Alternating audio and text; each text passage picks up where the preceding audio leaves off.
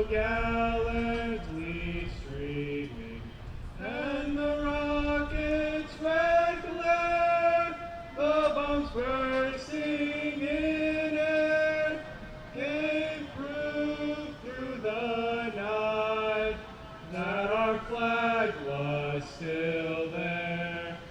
Oh, say does that star-spangled banner yet wave for the land of the free and the home of the brave. Hello and happy Friday to all of you out there, wherever you are and whenever you may be listening. Tonight's live broadcast, yes, live broadcast, is brought to you by the Red Tornado Touchdown Club and is a Heartland Athletic Conference cross-division matchup between the Mount Carmel area Red Tornadoes and the visiting Jersey Shore Bulldogs. My name's Jimmy Lesko. I got Dan Lesko beside me. The great Jose Gonzalez supports us from the sideline as always. And together we're coming to you live from the Jazz Diminick Field at the Silver Bowl in picturesque Mount Carmel, Pennsylvania, where tonight the Jersey Shore Bulldogs will try to come on the road into Mount Carmel and knock off the Red Tornadoes. Dan, we always hear you're only as good as your last game. And if that's true, then these are two teams that are kind of on opposite ends of the spectrum. So for the Bulldogs were riding high after 2 weeks. They had two big wins to start the season and then took a little bit of a thumping against Montoursville last week. Yes, they did. Based on the tape, Montoursville's surreal, but we can talk about that later. So they lost 49-12 there. And the Red Tornadoes, on the other hand, they got back on track. They had the big win against Central, a tough game against Southern, and then a nice 43-22 win against, 42-23 win against Lewisburg last week in a game that was really never quite that close. A lot of points scored by Lewisburg in the last couple minutes of that game. Right. So, however, it wasn't all sunshine and rainbows for the Red Tornadoes last week. They got gashed on the ground. They gave up almost 220 yards rushing in that win. So and that hasn't been the hallmark of a John Dara coach team. They've been a stout run defense ever since Coach Dara got here. So Dan, how are the Red Tornadoes going to reassert that run defense tonight? Well, Jim, to get back to that, that Red Death self on the defensive side of the ball, they need to put together a total effort on that side of the ball. The D-line needs to eat up blocks. The ends and corners need to set the edge in the run stop and do their jobs in pass defense. And the linebackers need to punish running backs and cover the field sideline to sideline. They're going to need to play assignment football tonight with dual threat quarterback Tanner Lorson at the helm for these 2-1 Bulldogs. Yeah, Lorson's the senior signal caller. He'll wear number 14 out there for the Bulldogs. Lorson had about 2,000 yards of total offense and 17 touchdowns last season. Yeah. All he's done in the first 3 years of his senior campaign, first three games of his senior campaign, is have about 1,000 total yards, 999 to be exact, and 13 touchdowns. But he's not the only one doing damage back there for the Bulldogs. You have Josh Malicki, a senior tailback, 157 yards and 2 touchdowns so far in the season. And Dalton Seacrest, Blaine Seacrest, he on the as a linebacker there for the Bulldogs. He had 135 tackles last year, and he's on pace again for a pretty good number. So Dan, what are the Red Tornadoes going to do to really stop all this talent for the Bulldogs? So, yeah, Jim, you said there is a lot of talent on the offensive side of the ball for the Bulldogs, but this offense lives and dies by Lorson. And that'll take me right into tonight's keys to the game for Jersey Shore here. So for the Bulldogs, the keys to the game tonight, we have Lorson leads the way. And we'll get back to that in a minute. Make MCA one-dimensional and play fast. They need to play fast, which is what they've done all year. So going back to that, Lorson leads the way. Tanner Lorson has led this team offensively in all aspects. He's a senior captain. He's the rushing leader. He's their passing leader. He's their touchdowns leader. So he's leading the team the whole way. They need to make MCA one-dimensional. They need to stop the run game and force them to throw, or stop the pass game and force them to run. That's the only way to stop this Mount Carmel offense. And they need to play fast. In their win against Selinsgrove in week 2, they ran 92 offensive plays, which is unheard of at the high school level. 92 plays. And in their loss last week against Montoursville, they ran a pretty average 62 plays. So if they can play fast and get a lot of time with the ball in their hands, they'll have a good shot at winning this one. Yes, we just saw the coin toss there. Dan, I'll interrupt you for just a second. The Red Tornadoes won the coin toss, which is strange for them so far this season. Deferred, so the Bulldogs will see their offense first. They sent out Lorson, Guthrie, Westland, and Ingram. We'll talk about all those guys a little bit later. But, Dan, you talked about the Bulldogs and what they need to do, and we talked about the Red Tornado defense a little bit. But, I mean, what are your keys for the Red Tornadoes from an offensive standpoint? So the keys for the Big Red tonight, they need to establish the run offensively. They need to limit Lorson, and they need to control the clock.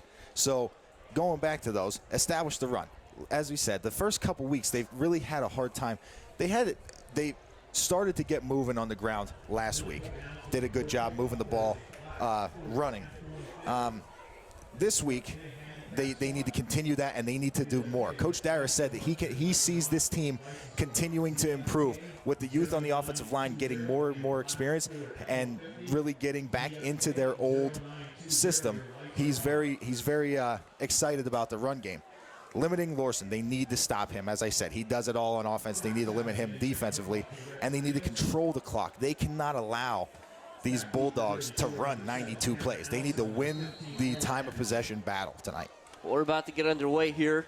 The Silver Bowl, it's going to be Chapman. He's kicking. Whoa, we're going to get a flag. Hold on. It was going to be a short kick.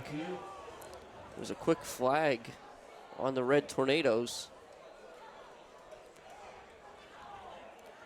Is that probably an offside there? Yep, that's what they're going to get. So that's the first one we've seen this season. So for the Bulldogs now, their back line, that looks like it's Cam Allison and Owen Anderson, and they're going to step up to about the 15 as they await Chapman's kickoff. Yeah, and the 5-yard penalty might not have been a bad thing, as you said. Not a great kick from Chapman there. Now he gets a kind of like a redo here, a chance to boom it deep. They're going to move the ball, so it'll be 35. Chapman will be kicking off from. He'll walk it off. And we'll try this again. And that kick is deep. That's Anderson at the 15. They're going to fake the reverse. Anderson comes up the right side of the field. He's got some blockers in front of him. He's down the sideline. A couple Red Tornadoes there have to finish him off. But a nice return by Owen Anderson all the way out to midfield is where they're going to mark it. So the Bulldogs are going to start right on the cusp of Red Tornado territory. And Jim, special teams there, getting the Bulldogs moving early. As you said, that little fake, all it took was just a little fake handoff there to kind of get the Red Tornado kickoff team moving in the wrong direction. Lorson under center. He's going to bring number 24 in motion. That's Caden Hess. And they give it to Malicki around the end. Malicki's out of bounds in Red Tornado territory at about the 46-yard line, so pick up a 4, 2nd and 6. Yeah, nice little job there. That was kind of student body left there for the Bulldogs. Everybody moving to the left side, getting out in front of Malicki, and they're moving quickly here. Back up on the ball. Lorson's going to throw this one. He rolls out right, and he's got Malicki. No, check that. That's going to be number 33 with a big gain. That is Dawson Sechrist. So, again, we'll talk about him a lot. He's well into Red Tornado territory. We'll see exactly where they mark him out of bounds. It's going to be the 21-yard line, and they're back on the ball yet again. Yeah, Jim, we're going to talk about these guys a lot. We're going to talk about this pace of play a lot, too. Lorson now, he takes the snap, and that time it's a handoff to the up back, who, again, is Sechrist, over the 20 to the 19, 2nd and 9. And, Jim, this tempo of the Jersey Shore Bulldogs seems to be catching the Red Tornadoes off guard. Lorson again. He'll take the snap. He's going to throw this one. It's a slant on the inside. It looks like it was batted at the line of scrimmage. So I don't know, fall incomplete and stop the clock with 10:47 left in the first quarter. Real nice job by Jack Chapman there, knowing that pass is just going to get out quick. Knows he's probably not going to get in there on his blitz. So he kind of takes a drop step and gets his hand up and is able to bat that one down. Great job there. Jersey Shore makes some substitutions, but they're back in it. Lorson's in the shotgun. He takes it. He rolls to his left. Now he plants his feet. He comes back to the right. He shakes off Daukus, and he's in trouble. He throws it in the direction of a receiver that falls harmlessly to the turf. That was 81 Weston in the area. Yeah, as you said, Lawson was able to get away from Daukus there, but not able to get away from the rest of the Red Tornado front seven on defense there that were applying a lot of pressure. And just like that, it's going to be 4th down here. So we got a decision to make for the Bulldogs, which isn't a decision at all. Lawson out there under center, or check that in the shotgun, 4 wide, 2 to his right, 2 to his left. He takes a snap, he rolls to the right, he's got a lot of pressure from the backside, and he flips it to the end zone. And it's incomplete. A great play there by number 2, Michael Belichick, to bat that ball down, and the Red Tornadoes will take over 1st and 10 at the 20-yard line. Yeah, so after the Bulldogs threaten on the first drive, they get things moving real quickly there and are able to move downfield at a pretty good clip there. Defense holds strong for the Red Tornadoes and are able to get that ball back for their offense. And so here they come. The Red Tornado, again, they're going to be tight. It's the shotgun double wing. Reisinger, he takes the snap, and he hands it to Widener. Widener off the right side, gets over the line of scrimmage, and not much more. Give him 3 to the 23. Yeah, nice little pickup there by Widener, as you said, kind of picking his way through there on the offensive side of the ball. It looks like the Red Tornadoes are moving a little bit quicker than they normally do today as well. Reisinger, he sends Widener in motion, and it's the inside handoff to Burkowski, who is to the 25 and no further. It's going to bring up 3rd and 5 for the Red Tornadoes. Yeah, that was read well there. That's a trap play. You get guys coming, offensive linemen coming, around to pulling and trying to set that up. But there were just 3 or 4 guys sitting in the hole there, and you can only block one of them with a pulling guard or tackle there. So Reisinger scans the defense. He brings Burkowski in motion. He fakes it to him. Now he rolls to his right, and he's going to throw. He's looking for Chapman, who's in double coverage, but Wills is wide open in the middle of the field for a 1st down and more out to the 45-yard line. So big completion there of 20 yards on 3rd and 5. That's a very well set up play there, and good job by Reisinger looking downfield and finding another man. And give a little shout out to Damon Daukus there on the pancake, sealing off that edge there for Reisinger. Reisinger takes and he pitches it to Widener, who he had in motion, and Widener's upended after a gain of only a yard. Bring up 2nd and 9. Again, Red Tornado struggling to get that rush offense moving. Yeah, and this seems like this is what Jersey Shore's going to have to do. They're going to have to force the Red Tornadoes to do one thing or the other. They got to shut something down, and it looks like they're doing a pretty decent job of stopping this run game at the moment. Reisinger again. He brings Burkowski in motion. They're handed to him on a reverse. He's got a couple red jerseys in front of him. He's forced to cut back inside by Seacrest, who doesn't make the play but makes the play. Yeah. And Burkowski's going to be around the 48-yard line. Give him another 3 yards. Yeah, as you said, Jim, Seacrest kind of got up in front of Burkowski there and didn't let him get any further outside on that, which forced him to turn back inside to the rest of the other 10 Bulldog defenders there. So with 8:10 left in the first quarter, in a scoreless contest, the Red Tornadoes are facing their 2nd 3rd down of this drive, 3rd and 6. Reisinger, it's a snap to the up guy. Daukus takes it. It was a little low. Daukus is going to fight. With a roll and a second effort, he'll get close to the 1st down. It's going to be 4th and about a yard. And Jim, as you said, Daukus does a good job of kind of making something out of nothing there. Muffed the snap there somewhat, but was still able to pick it up, shake one guy off, and get moving there. So the Red Tornadoes show no sign of punting here. Coach Dyer is going to go for this one. Reisinger stays out on the field. In this same look, 2 receivers in the wing. We get a flag here. The Red Tornadoes weren't going to go for a hard count there. They were going to run it. We'll see what the call is here, Jim.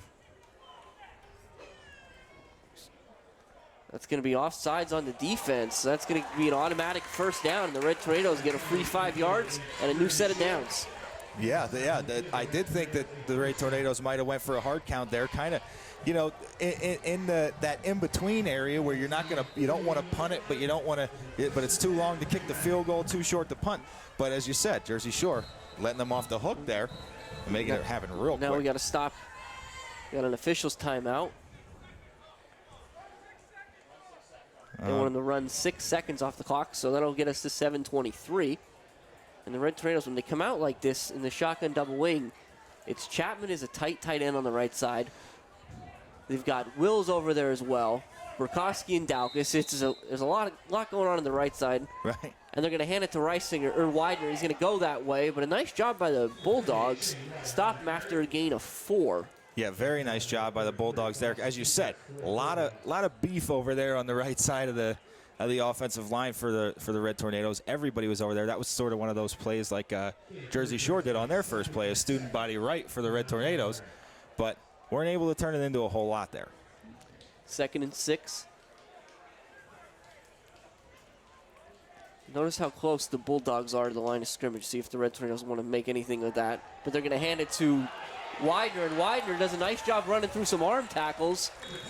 They'll get all the way down to the 21-yard line, so a first down and more, a gain of 17. And that's a really nice play there by the Red Tornadoes. You just said, very aggressive. The Jersey Shore defense has been super aggressive on this drive, kind of bringing the house. They got 6-7 guys up on the line at times. So just try and, all you need is a little seam for Widener, and that's what he got there and was able to get up the middle. The Red Tornadoes will try it again. This time it's going to be Bendis on the same play, and he's inside the 20 for the first time tonight for the Red Tornadoes, down to the, give him the 19, but not much more there, pickup of 2. Yeah, it looked like Bendis got stacked up there. They tried to run basically the same play as you said, Jim, there.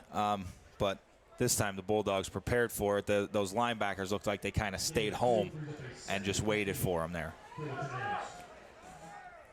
Daukus and Burkowski behind Chapman on the right side. They send Bendis in motion, but fake it. Reisinger keeps it himself. He's up across the 15, down to the 13, which is going to bring up, we'll call it a 3rd and 2. Yeah, and that play continues to prove somewhat successful for the Red Tornadoes. As you said, Reisinger not a huge run threat. So when he does decide to keep the ball, defenses are caught off guard. Bendis still in there with Reisinger. He goes in motion, but it's the inside handoff to Burkowski, and Burkowski is going to make a second effort and get close to the first down, but he was hit hard initially by number 31, Ryan Kirschner.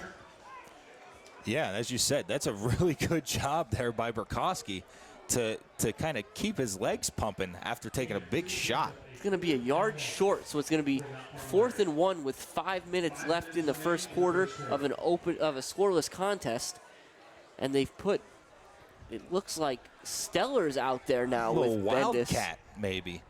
Get Stellar behind all the backs. Stellar in the gun. He takes the snap, and he's going to run. And he's got the first down. He puts his head down and delivers a blow. He's down to the 6-yard line, so big play there on a change of pace by Julian Stellar. I love the play call by Coach Dara there. You have so much talent, so many guys that can run the ball, so instead of putting Stellar in there as a back, put him out there at quarterback, let him take the snap and have an extra blocker in front of him. That's a great play call, great design there by Coach Dara, and good execution by Julian Stellar in that offensive line. Reisinger back in there along with Widener. And it's going to be a pitch to Widener off the right side. Now he's in a little bit of a foot race to the corner. A great tackle made by number 32, Brett Guthrie. Very nice tackle there by Guthrie. Good job by Widener not going down immediately and able to lunge forward and get as close as he could get to that pylon. It looks like they're going to stick the pylon at the 3, we'll call it. So it'll be 2nd and goal for the Red Tornadoes from the 3. And Reisinger's on the sideline again, Stellar Jim. back in there. Coach Dara might have found something he likes. Stellar takes the snap, and he's going to go straight forward, and he's going to be in for a Red Tornado touchdown. So with 3:50 remaining in the first quarter, the Red Tornadoes march 80 yards for a 6-0 lead. And Jim, again, the Red Tornadoes last week were able to get off to a very, very fast start with a long, methodical drive against Lewisburg, which really got their offense into a rhythm. Again this week, they're able to march down the field, methodical drive, and put it in the end zone, get 6 points, get that offense in a groove. The snap and the hold is good. The kick is up, and Stellar's going to drill it, so he's going to take all 7 points there. And we'll, again, 3:50 left. The Red Tornadoes on top of this one, 7-0. First little break in the action. Just want to talk for 1 second about a couple things we have going on here. One of which is certainly the sights and sounds of tonight's game. Again, beautiful game, beautiful coverage. Everything's going really well here. We're coming to you live tonight again thanks to the generosity of the Red Tornado community, both near and far. And as the Mount Carmel Area School District and its partners continue to do big things, just remember that no donation is too small. Be sure to listen throughout the broadcast each week for ways to support our efforts, or you can also call 570-339-1500 for more information. And again, tonight's broadcast being brought to you by the Red Tornado Touchdown Club. That's the Boosters. That's the Football Boosters Club. Yep. The Demanskis are heavily involved. They do a great job there. And remember that all those donations are going to go directly to this team, directly to these players. So we'll see here what the Bulldogs decide to do on this offensive drive. They got a quick start last time around. And we're going to do this again, it looks like. This particular official has a certain situation he's looking out for. And that's an offsides on the kickoff, so that'll be against the Red Tornadoes again. And, you know, Jim, you don't see this, as you said, it's certain official, because you don't see this called too often. There are a lot of times you watch that line, and there's guys crossing it for all teams at all levels before that ball is kicked. And it's not thrown that often, but again, Chapman didn't really get all of that ball last time, so give him another shot here to boom it deep. And that's what he's going to do. It's a nice kick. It's going to be Anderson at the 5-yard line, but he's going backwards. He'll fake the reverse again and get ahead of steam up that right side. Nice tackle there by Pupo and Bendis, I believe. Yeah, two Heights kids there. Pupo and Bendis getting down there. Pupo did a great job staying outside. He was not given that edge up again this time. So he stayed outside, forced him to go back inside, and he was able to get his legs as Bendis came in and put a boom on him in the midsection there. So great job on that tackle.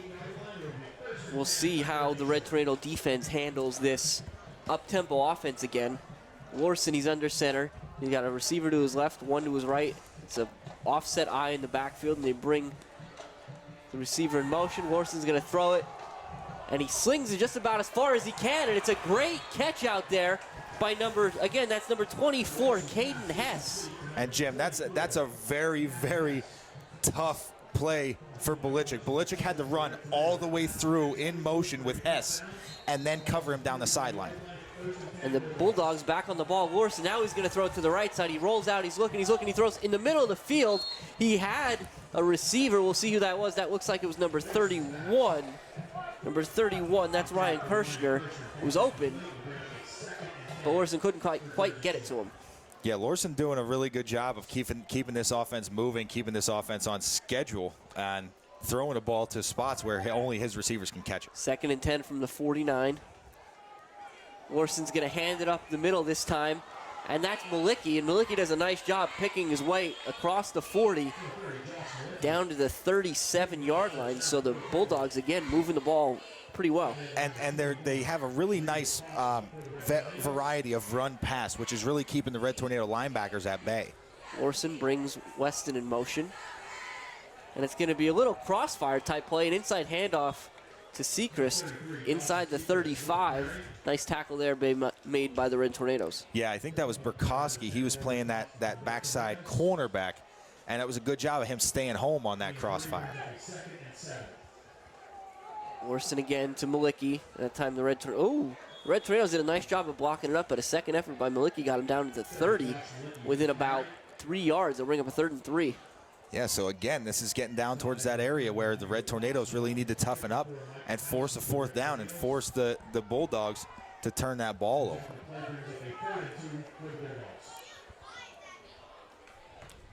Larson under center, hard snap, a little motion from the Red Tornadoes, but not enough to draw a flag. And he's going to turn around and hands it to Malicki again. The Red Tornadoes do a nice job of hitting him initially, but a tough run there will bring him within about a yard. So again, another 4th down play here for the Bulldogs. This one much shorter, and the way Malicki and Sechrist have been running back there, it looks like it might be one that they can pick up. Larson's going to keep this one himself. Look at the 1st down easily. He goes right over the line, down to the 25, we'll call it. And again, minute 50 and counting here in the opening quarter. The Red Tornadoes on top 7-0, but the Bulldogs driving. Yeah, as you said, Larson just right over the top of that offensive line there. Larson's going to bring Weston in motion. He takes the snap and he hands it to Malicki. Malicki does a lot back there, down to the 21. Yeah, he's doing a really good job of making that first guy miss, which is really what's causing him to continue to move the ball upfield, move these chains. Larson takes the snap. He's going to throw it. He throws that fade to Weston, and he's got him. And a nice tackle made out there by Putbo, but not before Weston has a beautiful over-the-shoulder catch down to the 2-yard line. And, Jim, this is something that the Red Tornado defensive backs need to look for the ball. Putbo wasn't able to get his head turned around. He mustn't have heard the ball call, which put him at a disadvantage there. Larson's going to hand it to Sechrist, and the Red Tornadoes do a nice job of stuffing him right there, so nothing quite yet. Yeah, good job by that Red Tornado defensive line, but again, they're going to need to really shore up this defense and to prevent Jersey Shore from continuing to move the ball downfield. Larson gets the call once again. Westland in motion all the way across the field, but they're going to hand it to Malicki, and Malicki decides he's had enough of this. He puts his head down and he plunges in for a 1-yard touchdown run, which will cut the deficit to 7-6 in favor of the Red Tornadoes. Yeah, and after the Red Tornadoes come down on their first drive and put the ball in the end zone, Jersey Shore gets the ball back and says we're not going to be denied 2 drives in a row, and they're able to move it again. This was a methodical drive for the Bulldogs down the field. Cam Allison, a left-footed kicker, is going to come up, and he's going to push that one to the left, so with 45 seconds left in the first quarter, the Red Tornadoes are going to hold on to a 1-point lead. It'll be 7-6 Mount Carmel after the 1-yard plunge by Josh Malicki. And you know, Jim, this seems like one of those games where the pace of the Bulldogs is really going to pay dividends for them and possibly cause some issues for our Red Tornadoes tonight. So throughout the last few years, the defense a lot of the times for the Red Tornadoes has had to pick up the offense. If the offense was at a stalemate, the defense kind of kept the game at bay. Tonight, that defense may look to the offense and say, hey, we need you to keep scoring, and we're going to do our best to kind of counter punch and keep getting you the ball back. Yeah, Dan, and I'm looking at the drive chart here. It looks like, roughly that drive was about 2 minutes and 50 seconds out of the Bulldogs, and the Red Tornado touchdown drive was about 5.5. So pretty big difference there. Yeah, and the yardage is about the same, right? Yeah, and the difference is an extra point, and that's where the difference is. Again, that was a short kick by Allison right out of bounds. So the Red Tornadoes will get some favorable field position to start their second drive in the night, excuse me. Yeah, so hopefully they can capitalize on this decent field position here, and again, just methodically move the ball downfield. They'll place the ball. That'll be at the 40-yard line. As soon as they get the ball, I think. It looks like about the 37 they're going to place it there. The 38. Well, yes, we're both wrong. The 42, all right. Now we got it. Oh, wait, 43. Okay. And now the Red Tornadoes are on top, ready to go. The chains haven't moved yet. This is an exciting start to a drive. Right. Reisinger back in there. In the gun. Burkowski comes in motion, and he hands it to Widener. Widener puts his head down. Does a nice job getting near midfield. Very nice run there by Widener, as you said, kind of delivering a blow there at the end, putting a punctuation mark at the end of that run. Dan, when we do these games, sometimes I think I wish the Red Tornado offense would slow down a little bit so I could get another call in. And it seems like they are just crawling along compared to the Bulldogs. Right.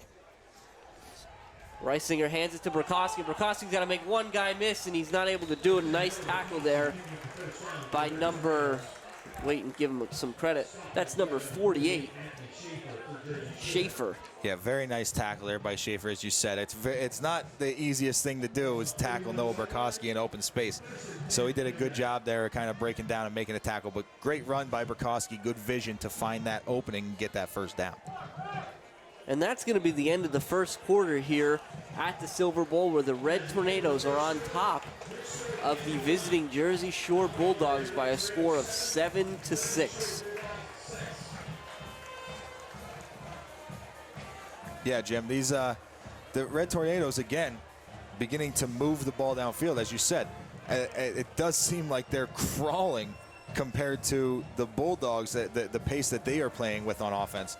But the Red Tornadoes doing a really good job of moving the ball offensively here on their first 2 drives. And that run success that they seem to be having is due in large part to that three-headed monster, we can call it, in the middle of that offensive line, that veteran three-headed monster in the middle of that offensive line, with center Brad Sherrock and guards Mike Mikowski and Colin Herb, a.k.a. Chili.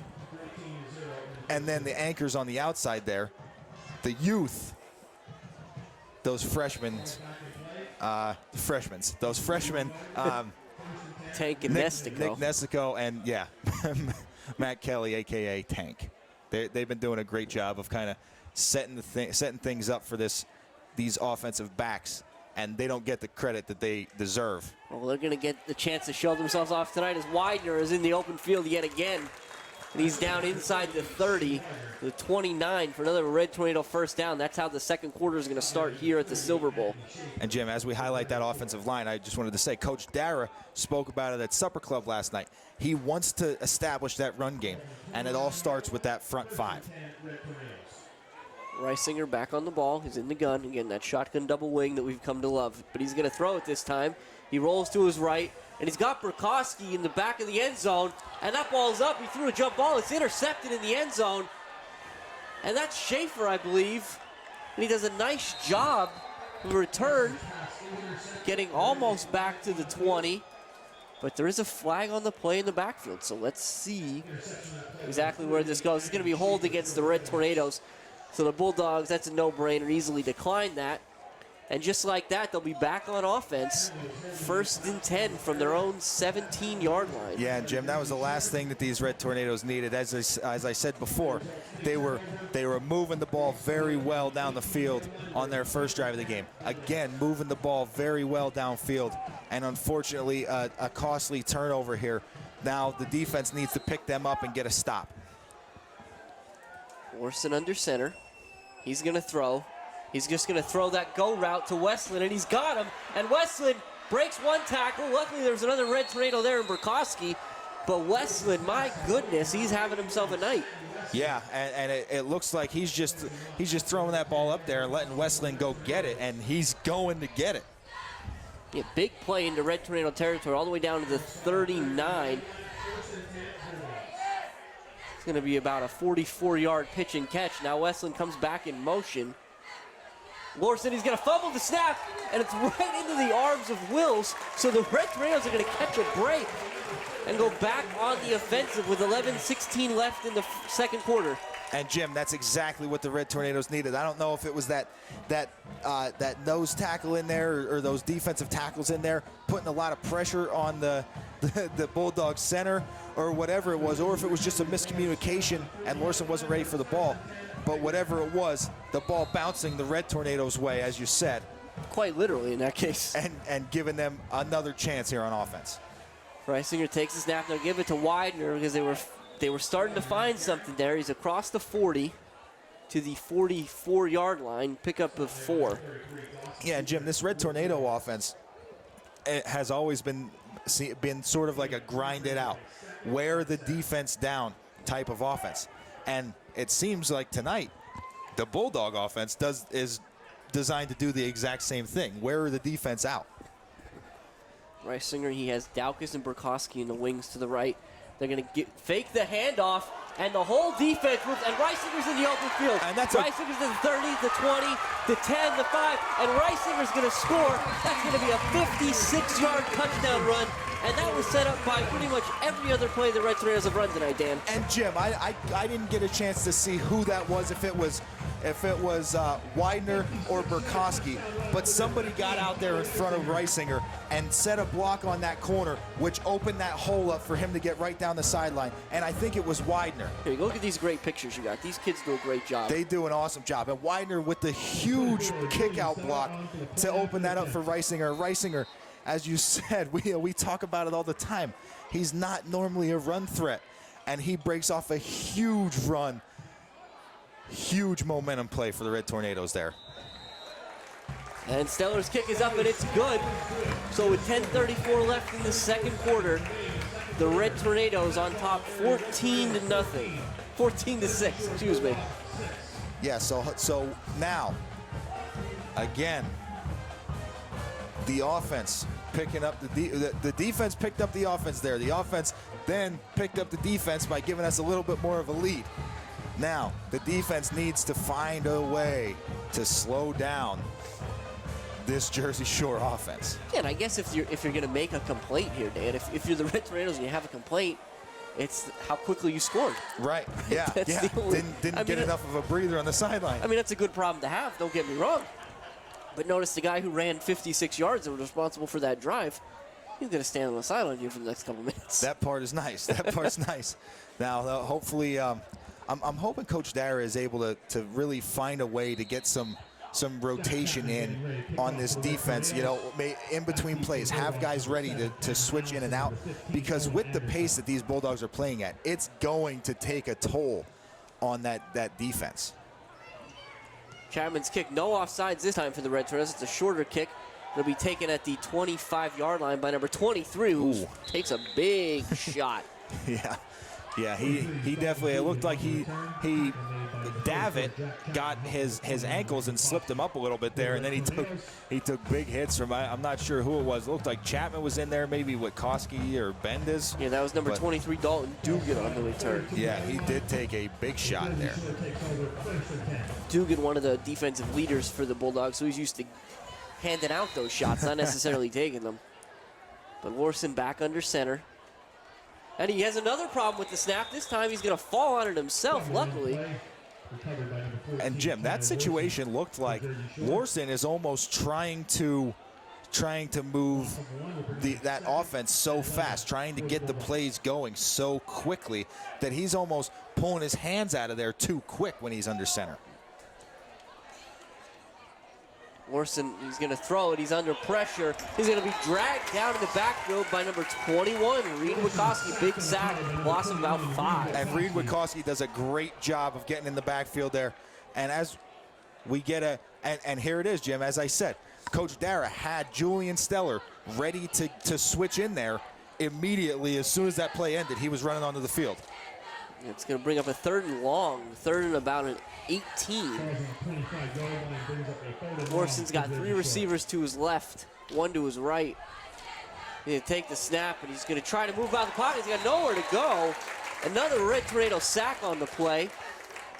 And I think Coach Dara has figured out how to slow this Bulldog offense down. Do not give Lorson any time to breathe back there. Send 5-6 guys at him if you have to, but don't let him look downfield. So on 4th and long, we'll see our first punt of the night. That drive is going to wind up being 3 plays for negative 12 yards.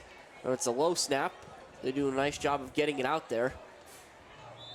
And that's right at Burkowski, who takes a fair catch. So the Red Tornadoes will start their next drive at their own 44-yard line. Yeah, and the Red Tornadoes offense will look to continue to move the ball efficiently. They've had, as has the Bulldogs, they've done a really good job of kind of mixing run and pass. Quarterback run, tailback run, throw to the tight end, throw to the wide receivers. They're all doing a great job of moving the ball. 8:58 left here in the first half. The Red Tornadoes on top, 14-6. They had 2 quarterback runs, one by Steller of 3 yards and one by Reisinger of 56.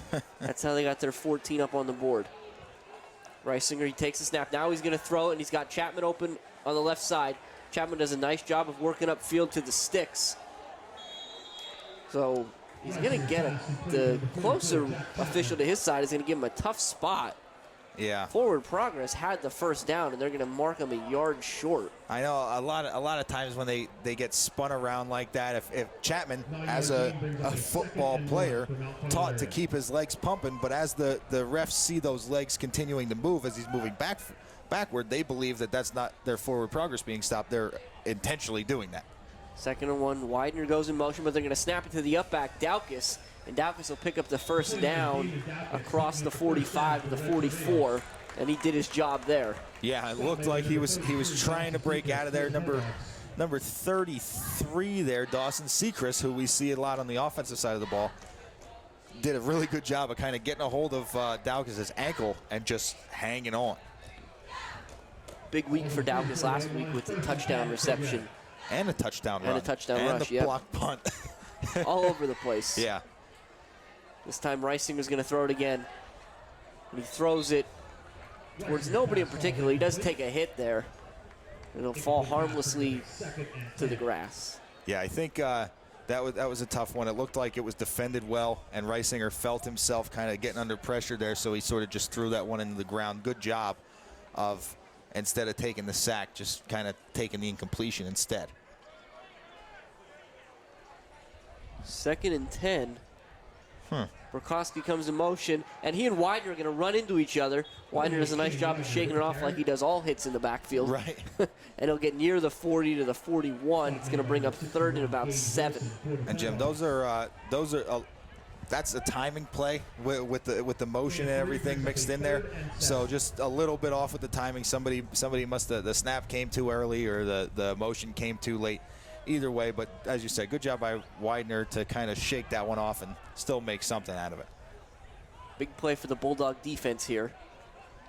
Red Tornadoes are going to hand it to Widener off the right side, and he's bounces off one tackler, makes a second miss, makes a third miss, and he'll be very close to the first down. We'll see what the spot is. That's a real nice job there by Widener. Good job, Daukus out in front blocking. Good, really, really nice job by Widener there. Great vision to go with the effort. And they're going to, let's see. He's going to get the first down, so great effort by Widener. Yeah, very, very great effort by Widener there, as you said, to fight forward for that first down. He's going to be rewarded for his efforts with a little breather here as Bendis is going to go in. Chapman and Will has been the tight ends tight all night. And this is going to be a handoff to Bendis, and Bendis is working through, and Chapman's doing what he can to help him through. They're going to push that pile all the way down to about the 22-yard line.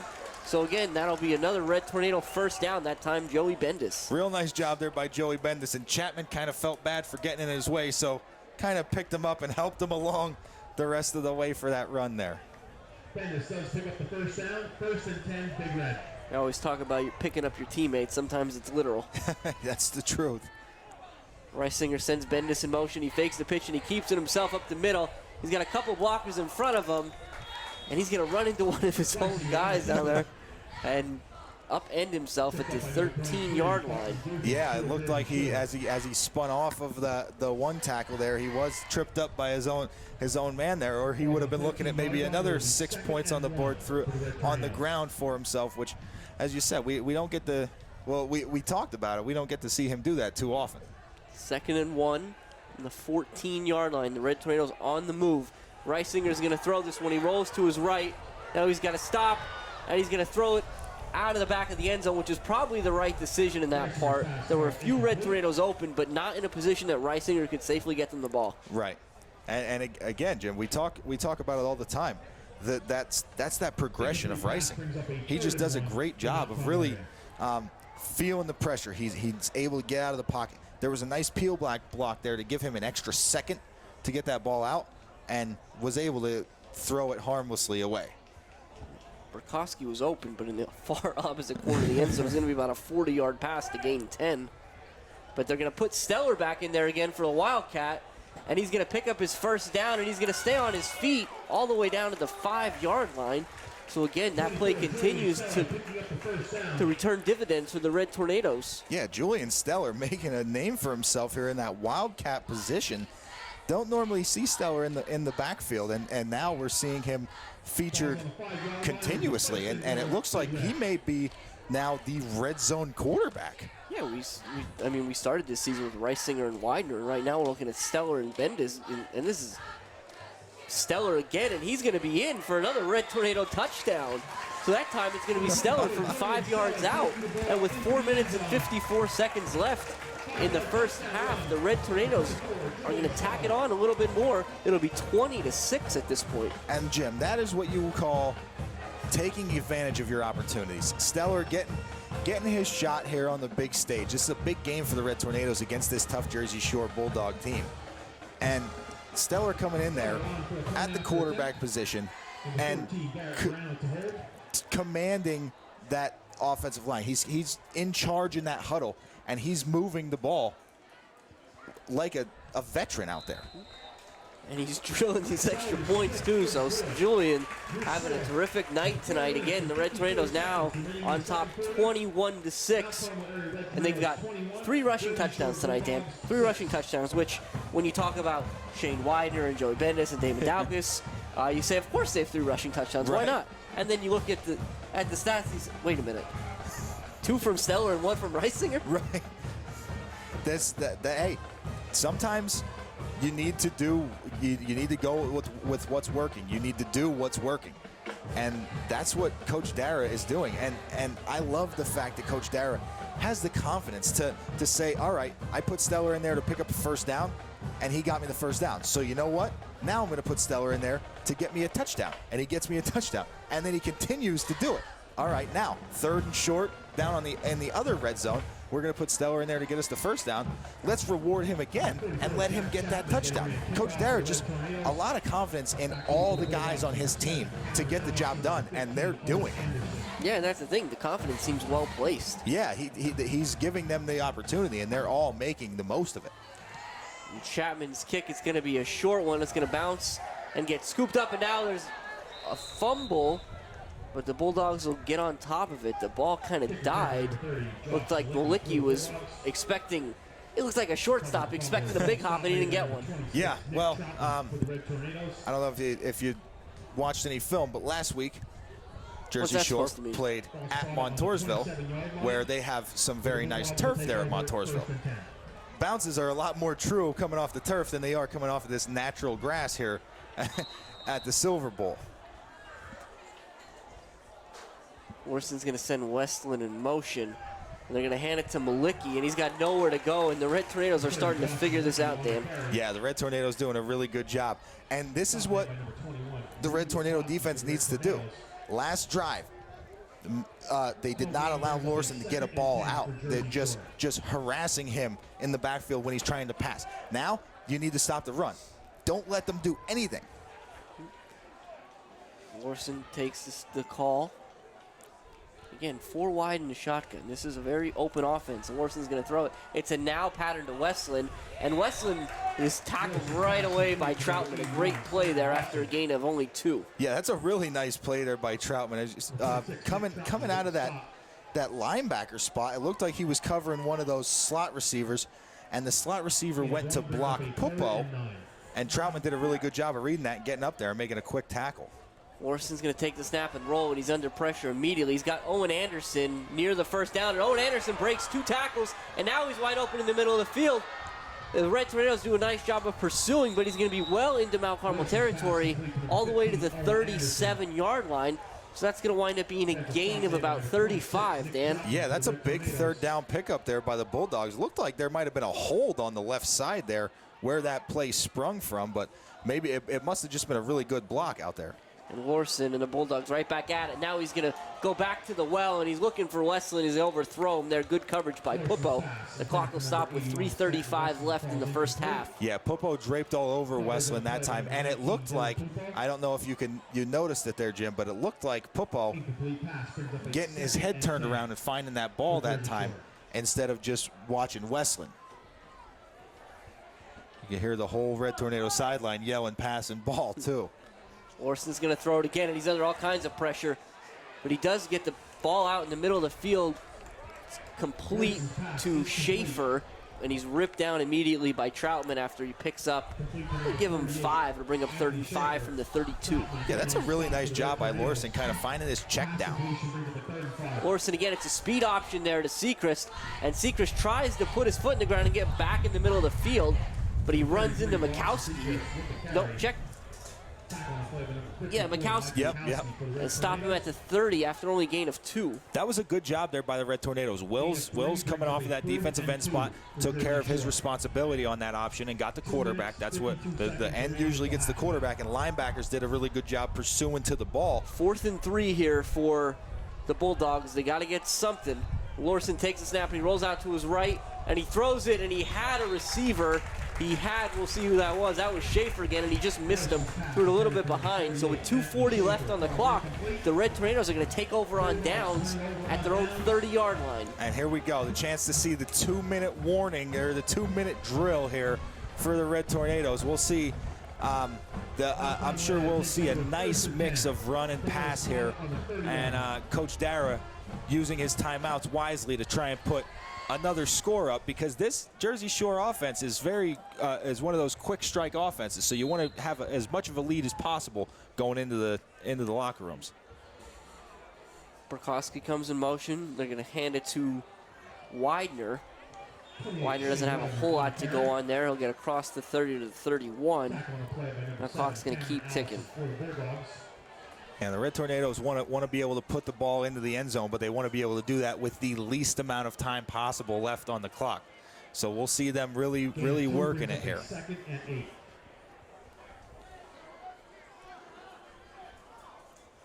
Reisinger checking that play clock in the end zone. He'll send Widener in motion, and they're going to fake it to Burkowski, and it's the same play. Reisinger now does a nice job of reading a cutback lane, and across the 35 to the 37 before he's upended. It's going to bring up 3rd down and about 4. Yeah, and a nice little stiff arm there in the backfield from Reisinger to make anything out of that, because that was almost blown up in the backfield. Again, the Red Tornadoes content to kind of let this clock start to run. Get a minute 40 and counting on their own 37 with a 21-6 lead here against the visiting Jersey Shore Bulldogs. Reisinger goes the hard count, and he's going to get it, and that'll be 5 yards and a 1st down for the Red Tornadoes. So we've seen him utilize that a few times over the last few years, always with great success. Exactly, Jim. And as you said, 5 yards, a first down, and a stop clock to kind of regroup here and figure out what they're going to do now on this series. 1:28, the clock will move. We'll see. Well, the Red Tornadoes will open it up a little bit here for the first time tonight. They're going to go 4 wide. Reisinger will take the snap. He's going to throw a quick out to Widener. It was a little bit behind him, and Widener couldn't pull it in, so the clock will stop with 1:12. Yeah, Widener almost did a really good job of pulling that one in one-handed, but don't think it would have amounted to much. I think actually the incompletion there, stopping the clock, was more beneficial at that point than maybe taking a 1-yard gain on that. Yeah, good point, Dan. So we'll see. Now, Red Tornadoes look at the substitutions. They're going to bring out Daugus and Troutman and send in Belichick and Pupo.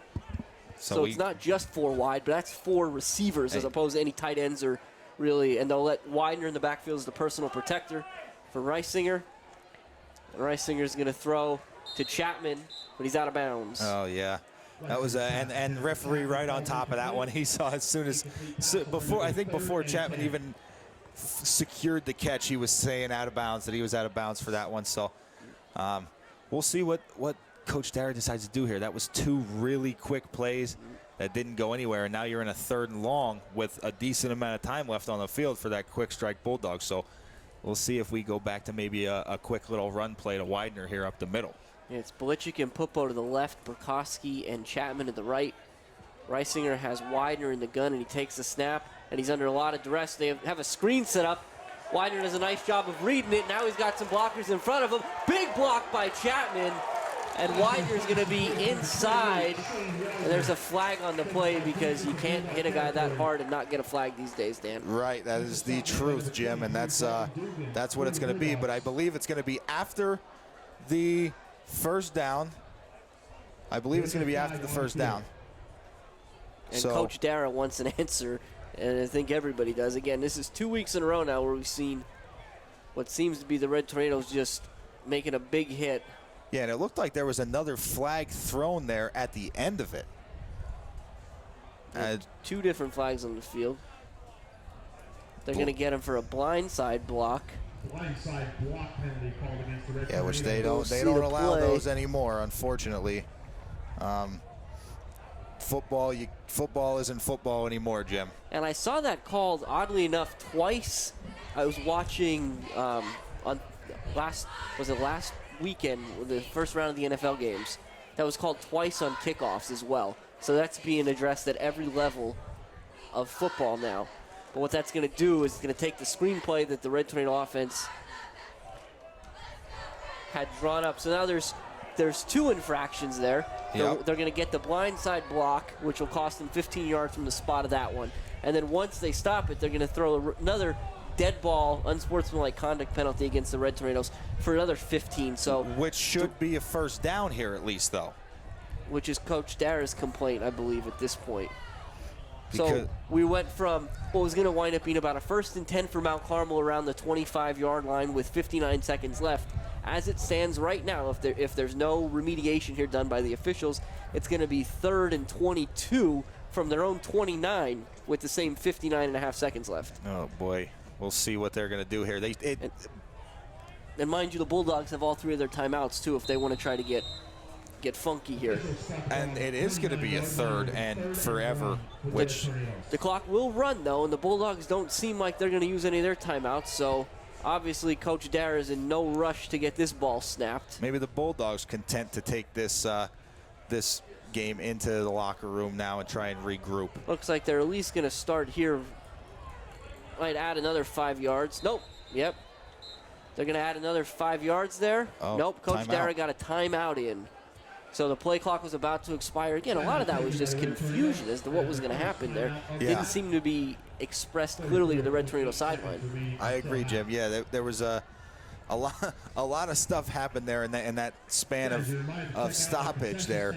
So just kind of interested to see what Coach Dara does here, because this is one of those situations where if Jersey Shore decides that now, after that time all ran off, they want to try and use their timeouts, this may be a situation for, they used to do it in the old school, maybe a quick kick. You kind of pitch it to your running back and just let him get an end-over-end kick down the sideline.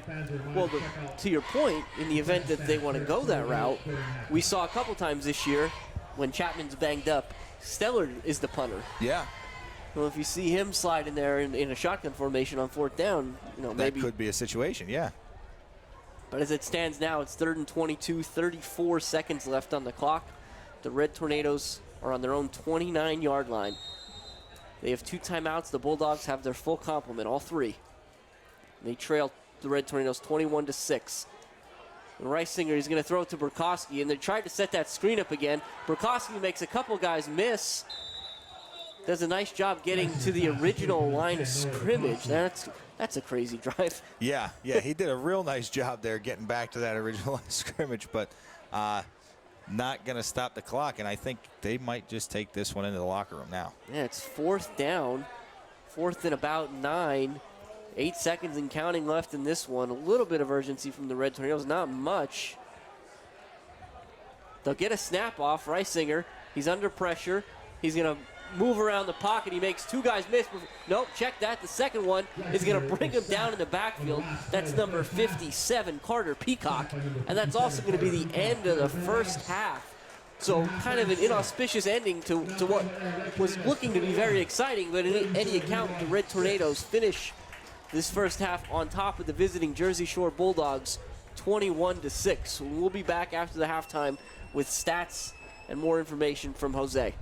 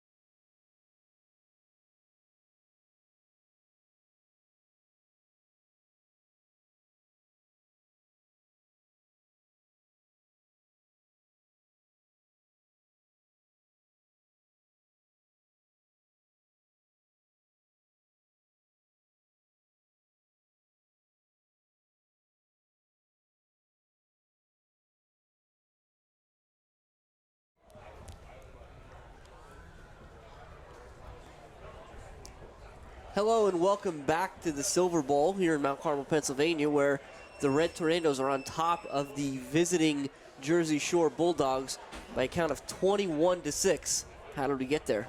Great question. Yeah. Dan, thanks to Jose, we've got some stats. Yes, thanks to stat master Jose Gonzalo down there on the sidelines, we do. And again, Mount Carmel, great job tonight running the ball, moving the ball very effectively on the ground. Currently 28 carries for 187 yards on the ground. Wow. And Reisinger, 4 of 9 passing for 62 yards and 12 first downs for the Red Tornadoes. So compare that to the Bulldogs, 16 carries for 26 yards on the ground. Mount Carmel run defense showing up as well. And Bulldog passing, 7 of 13 for 150 yards. They are moving the ball effectively through the air, but it's on a lot of big plays. And they have 7 first downs. So a total of 249 yards for the Red Tornadoes, and it looked like 176 for the Bulldogs. So Red Tornado, that's a little lopsided there on the yardage side, as it is on the scoreboard as well. Yeah, and interestingly enough, again, we talked about this a little bit at the end of the first half as the Bulldogs come out on the field. The Red Tornadoes rushing attack not coming from where you think it's going to come from. It's Reisinger and Stellar from the quarterback position doing a terrific job, and they're doing their damage. 2 of those 3 scores came in the south end zone. And if we're talking about the south end zone, it's hard to ignore at this point. We have this beautiful, beautiful touch, this tornado brick project in that south end zone, and looks like you can see it now. So that's the school district, the Mount Carmel Area School District. They've started a Red Tornado Legacy Brick Project at the Silver Bowl. And the project includes that 6-foot by 6-foot water jet image of the Red Tornado logo. You see it right there, beautiful camera work down there. We'll talk about these kids and the terrific work they do for WKMC TV shortly. But again, the location in the south end zone, the proceeds are going to the general upkeep of the stadium. And again, what can you do? Well, you buy a brick, Dan. That's really what you do. You can buy a brick and you can have them engraved. Yeah. You can there's all kinds of different sizes, all different donations for the brick, and it's really creating a new tradition here at the Red Tornado, at the Silver Bowl here. So if you want more information on that, you can contact the MCA Junior Senior High School Principal's Office, the Athletic Office, the District Office, whoever you want. Just pick up the phone, call 570-339-1500. Or you can reach out to Jose Gonzalo at RXManJag, that's RXManJAG @gmail.com. And you can even go out to www.mca.k12.pa.us to get an order form and then send your check directly to the district. But while you're on your computer, make sure you check out redtornadofootball.com. Again, if you're watching us live tonight, hopefully you went through that link. Again, www.redtornadofootball.com. You can go there, you scroll past the schedule, past a couple mugs that you probably didn't want to see. Or you can click on, I think you click on the mugs. That's how you deal with us. You just click on the link right below, and that'll open up the live stream so you can go ahead and continue to enjoy this.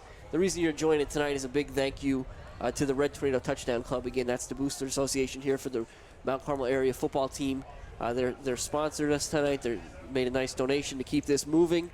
And again, they're going to operate the concession stand by the main gates here at the stadium. They've got a lot of gear that they sell all year round, and all those proceeds go right back into this team. I'll say that again. All those proceeds go right back into this team. So please remember that when you're thinking about which causes you want to donate to here, especially as the weather starts to get a little cold. Absolutely. So, Jim, as we're getting back to the action here, another thing that brick project is beautiful. It's an amazing thing that they're doing here at the stadium.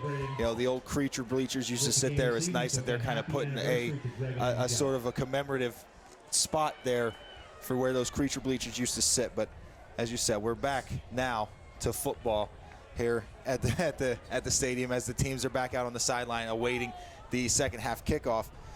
We're going to just look at real quick our keys that we were able to hit. For Mount Carmel, they were able to establish the run. As we said, 187 yards on the ground.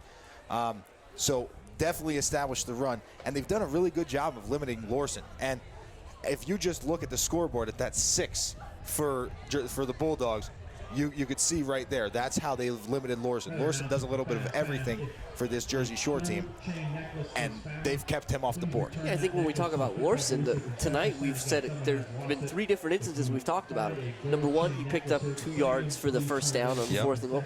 Number 2 is the 2 fumbles. Yep. And number 3 is really when the Red Tornadoes are chasing him out of the pocket. Yeah, and he has been able to find some receivers downfield at times as he's moving the ball through the air, but they have limited him. And for Jersey Shore, they've continued to play fast. They are continuously playing fast, and it's a sight to see how quickly they finish the play, get up on the ball, and then get back out running. We got a kickoff there to start the second half by Cam Allison. That's his second kickoff of the night, and the second one he's going to kick out of bounds. So the Red Tornadoes are going to get a nice start to the second half. We'll see where they mark this ball.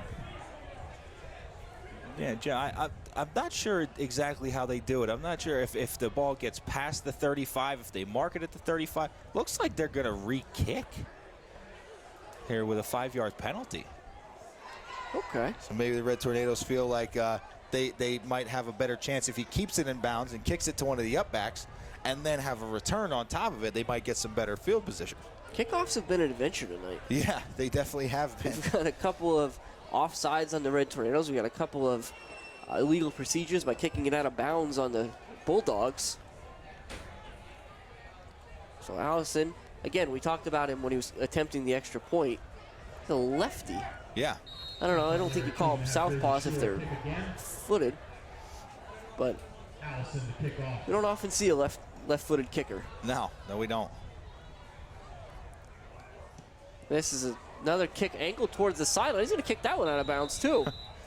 So we'll see what the Red Tornadoes want to do here, how many times they can actually move them back 5 yards before they decide. Well, Coach Dare is going to move them back again. It was able to see the official on the sideline here. Almost as soon as it went out of bounds, he looked at Coach Dare, and then he started waving the head official back. That's what I'm saying, Jim. I'm wondering how many times we want to say continue to move them back 5 yards before the referees just say, all right, you got to take the ball here, and that's it. Yeah, Allison, he keeps kicking. He's kicking from the middle of the field. Seems like he's trying to kick away because they jam themselves in on that one side of the field, so he's trying to keep the ball on this side. And we'll see again. Oh, we've got a whistle. We're trying to figure out the clock, I think. I'm not and sure. they reset the clock back to, okay. So the play never occurred. They'll reset it back to 12. Okay. To 12 minutes here. And Allison, this one's going to be right in the middle of the field. That's Widener at about the 27-yard line. He's trying to get to the left side. There were fewer white jerseys over there. And he'll go out to the 45-yard line.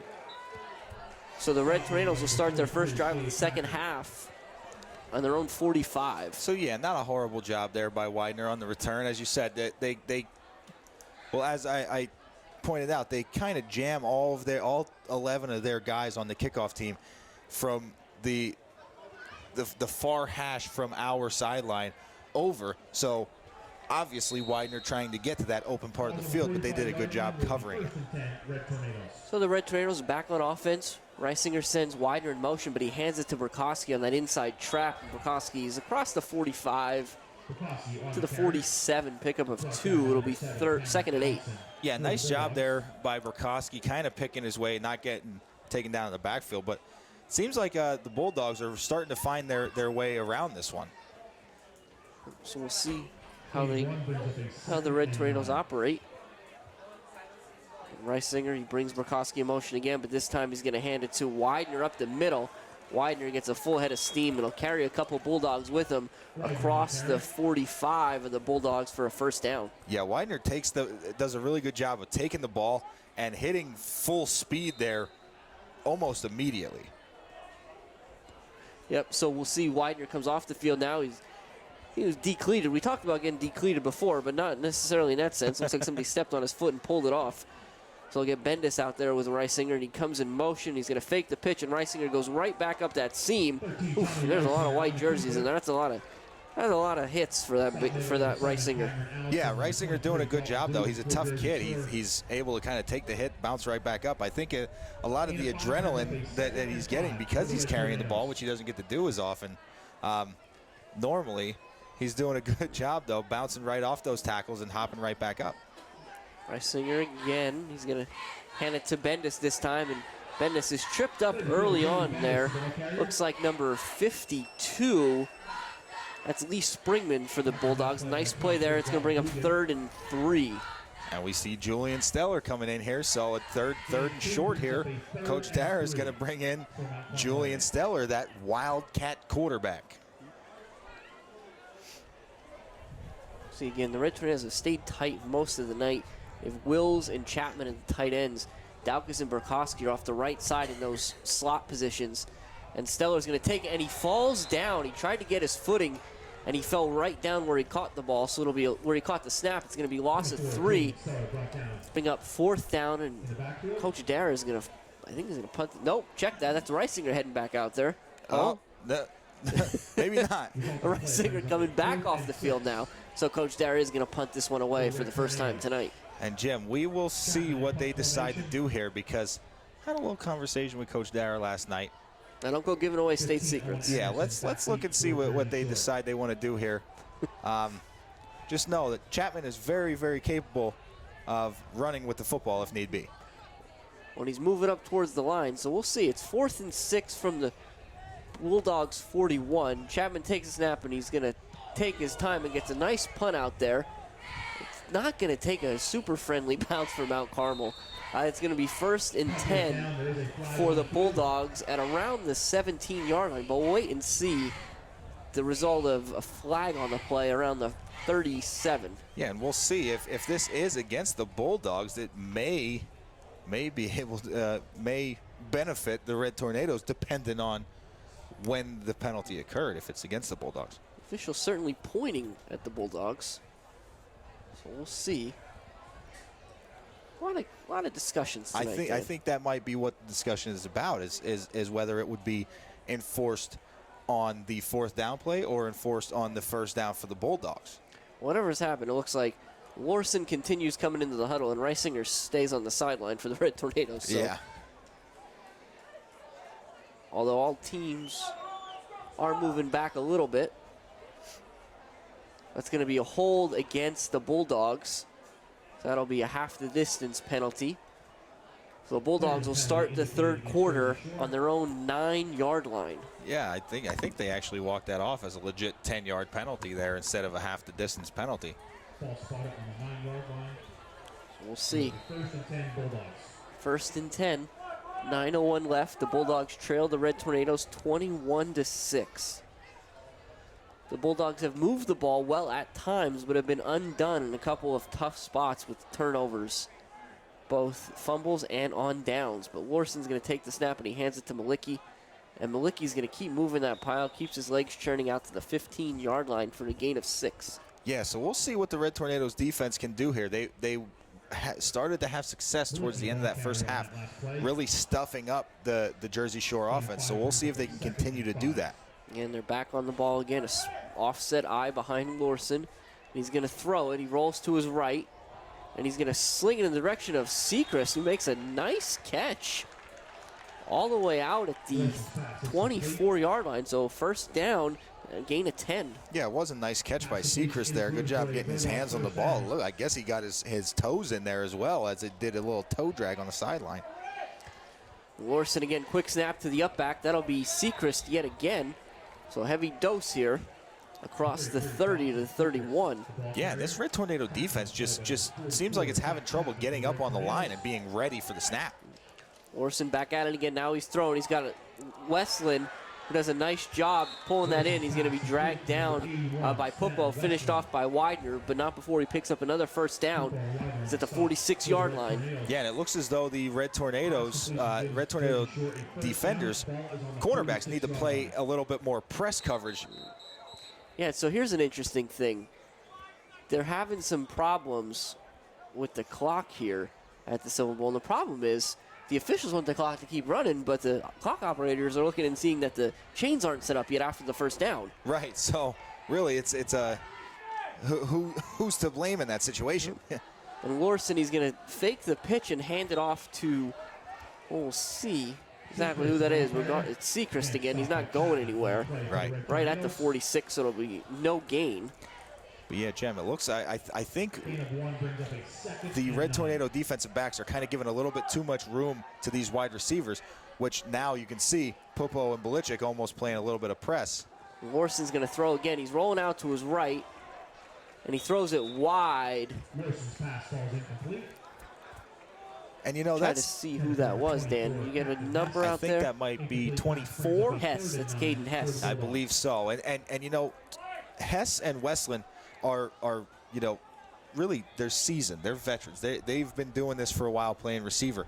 They do a good job of kind of getting away with that little push-off at the top of their routes to where the referees don't call it, and they're able to create separation. On 3rd and 9, Lorson fires a beam. It's a laser shot to Schaefer. Schaefer makes 2 guys miss. He's all the way inside the 20-yard line. We'll call it right at the 15.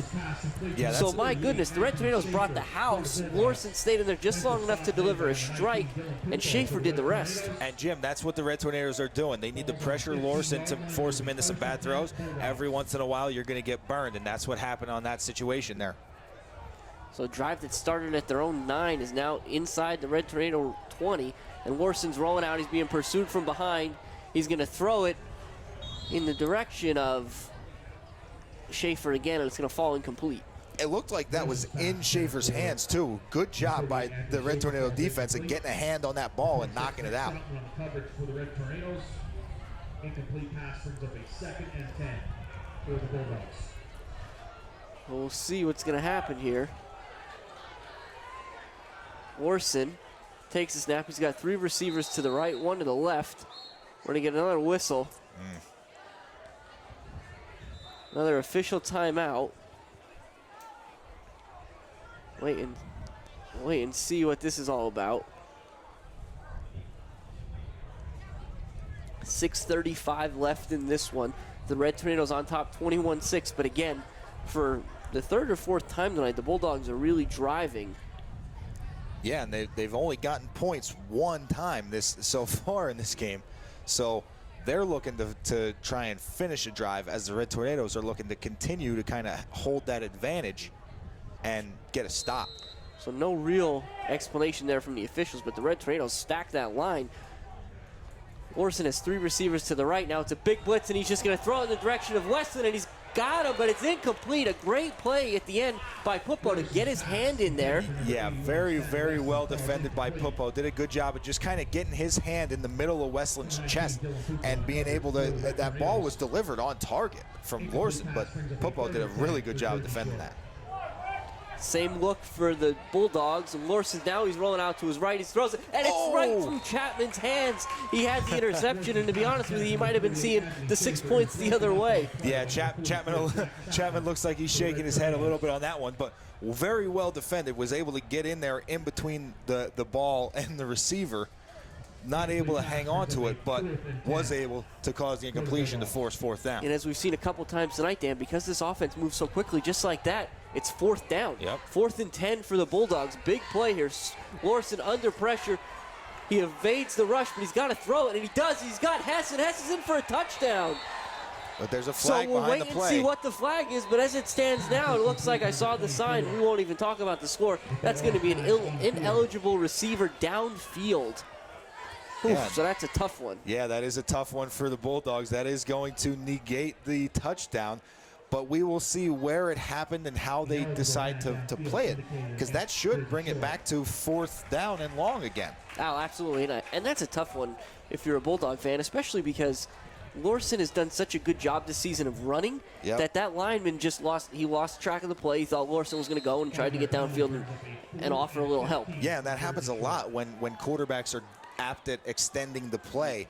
The linemen, it's hard for them to stay in that neutral zone they're allowed to be in. It'll be 3rd and 15. Now Lorson's going to throw. He goes straight back, and he throws it over to Westland. and there's no way he's going to get that ball. Incomplete, and the Red Tornadoes are going to take over 1st and 10 at their own 20 with 6:13 left in this one. Yeah, and Westland looked like he turned around, was looking back at the referee for a flag there, but no need for a flag when the ball is uncatchable. There was no way Westland was going to be able to get to that one. Lawson just overthrew him. Yeah, big play again there for the Red Tornado defense, and they've done a lot of bending tonight, but have only broken that one time, so a nice performance out of them thus far. Yeah, they've done a really good job of kind of really toughening up when they needed to. This is going to be, Reisinger's going to keep it himself, and he takes a big shot in the backfield on that one. Yeah, that was a broken play there, Jim. Looked like the snap was just a tad bit high, threw off the timing, and Reisinger wasn't sure what to do with it, so he tried to keep it himself. They'll lose 4. It's going to bring up 2nd and 16 from the 16. Yeah, this 2nd and 14 from the 16, excuse me. Yeah, this is a bad spot to kind of be at when things start to go awry, you know, a little bit of a high snap, whatever, but need to get moving forward and get themselves out of the shadow of their end zone. Well, Reisinger's going to try by throwing, and he rolls out. He's got time, and he's going to throw a laser. He'll miss Burkowski. There's a flag on the play, and the official threw his helmet, or threw his hat down. I think it typically means illegal touching, usually. And that's what it is. And I'm not, okay. I don't know. We'll have to see if Reisinger, did he step out of bounds? Yeah, I'm not sure if he's, well. And if he did, why is that an illegal touching? Right, if he stepped out of bounds, they would have just blew that play dead. But maybe one of the receivers stepped out of bounds and that he tried to throw it to. Yeah, we're not getting too much explanation. We haven't really gotten any tonight. No. These guys are kind of doing what they want to do and just going with it. But I guess as long as the guys on the sidelines are getting the explanation, that's all that really matters. But so that penalty comes with a loss of down. So Coach Gavrish over on the Jersey Shore side, he's going to be okay with that.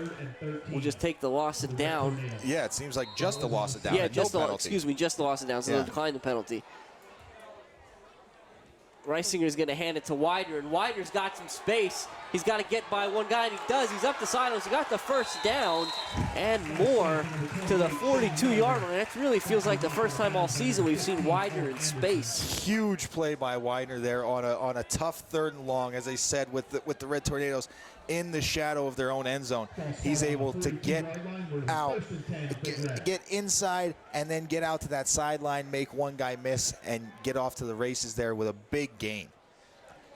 So Widener will get a breather here. They'll put Bendis back in. He's to Reisinger's left. Burkowski comes in motion, but it's going to be Bendis, and he's hit almost immediately. So nice job by that interior line of the Bulldogs, stopping Bendis before he can get going. Yeah. Bendis and Widener have been really getting hit in the backfield on just about every play. They've been having a really tough time there.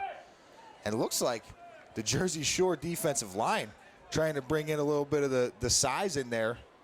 Yeah, it's going to be number 75, Preston Wool, who's in there, the defensive at the nose guard position now. And Bendis gets in open field out across the 50. Yeah, and Jim, it looks like, as I said, it looked like the Jersey Shore defensive line trying to bring in some beef. And really what they needed on that one was speed there, because Bendis able to kind of get past that first line of defense, get into the secondary, and get real close to moving those chains. He did a nice job picking up 9, so it's 3rd and 1. The ball just on the Bulldog side, and it's Stellar again.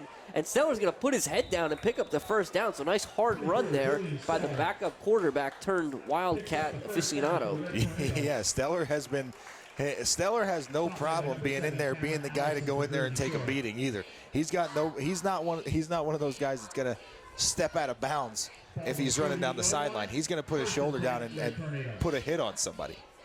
And we talked about that a lot last year, that when Stellar went in, that offense became a lot more quarterback run heavy, and we're seeing it tonight for sure. Yeah. But this time it's Widener again, and Widener's starting to feel it a little bit. You can see by the way he's running. He's across the 45 to the 44, pick up a 4. Yeah, I spoke about it earlier, Jim. It seems like Widener he's getting the ball in his hands and is immediately at full speed. It's like there's no time. If he sees a hole when he gets the ball in his hands, he's in it immediately. Reisinger sends Widener in motion. but he's going to throw it. He's under pressure, but they set up a screen to the left. So Widener's got the ball in open field. The Red Tornadoes have to be careful now. Widener makes a couple beautiful reads, and he's fighting all the way down the sideline. He's going to be tackled inside the 10. We'll see exactly where they knock him out of bounds. Yeah, I think it was 48. Finally was able to drag him down. Yeah, they're going to catch him at the 9, so that's going to wind up being about a 35-yard gain. So a huge play there, and Widener will make his way to the sideline. And Jim, this screenplay worked earlier in the game, but the penalty negated it before the half. So I'm glad Coach Dara decided to go back to it. Reisinger keeps this one himself, and he's in again. Another Red Tornado touchdown, courtesy of the quarterback keeper. That one's going to be 9 yards from Reisinger, his second of the night. So on the 4 Red Tornado touchdowns tonight, there are 2 by Reisinger and 2 by Stellar, both the quarterbacks in this offense. Not normally what you see from a Red Tornado offense, but I like it. If it's working, don't get away from it. I love it. Stellar on to attempt the kick. He's going to put that one through. No, it's left. It hooked there at the end. So missed that one. 3 of 4 on the night, but nevertheless, the Red Tornadoes stretched this lead a little bit more, and they're on top here of the Bulldogs, 27-6, with 3 minutes and 9 seconds left in the third quarter. And again, tonight's broadcast, live broadcast, brought to you largely in part thanks to the generosity of the Red Tornado Touchdown Club. You know, we talked about it a couple times. We'll keep talking about it because we appreciate everything they do. They are the boosters for the Red Tornado football team. Every dollar that's donated into their booster fund is going back into this team. So just remember that as we go forward here. Yeah, so we're going to see now if that was kind of the straw that broke the camel's back for this Jersey Shore Bulldogs team, because they have continuously moved the ball efficiently down the field and been turned away once getting into the red zone. That's got to be tough for a team that has had such success moving the ball.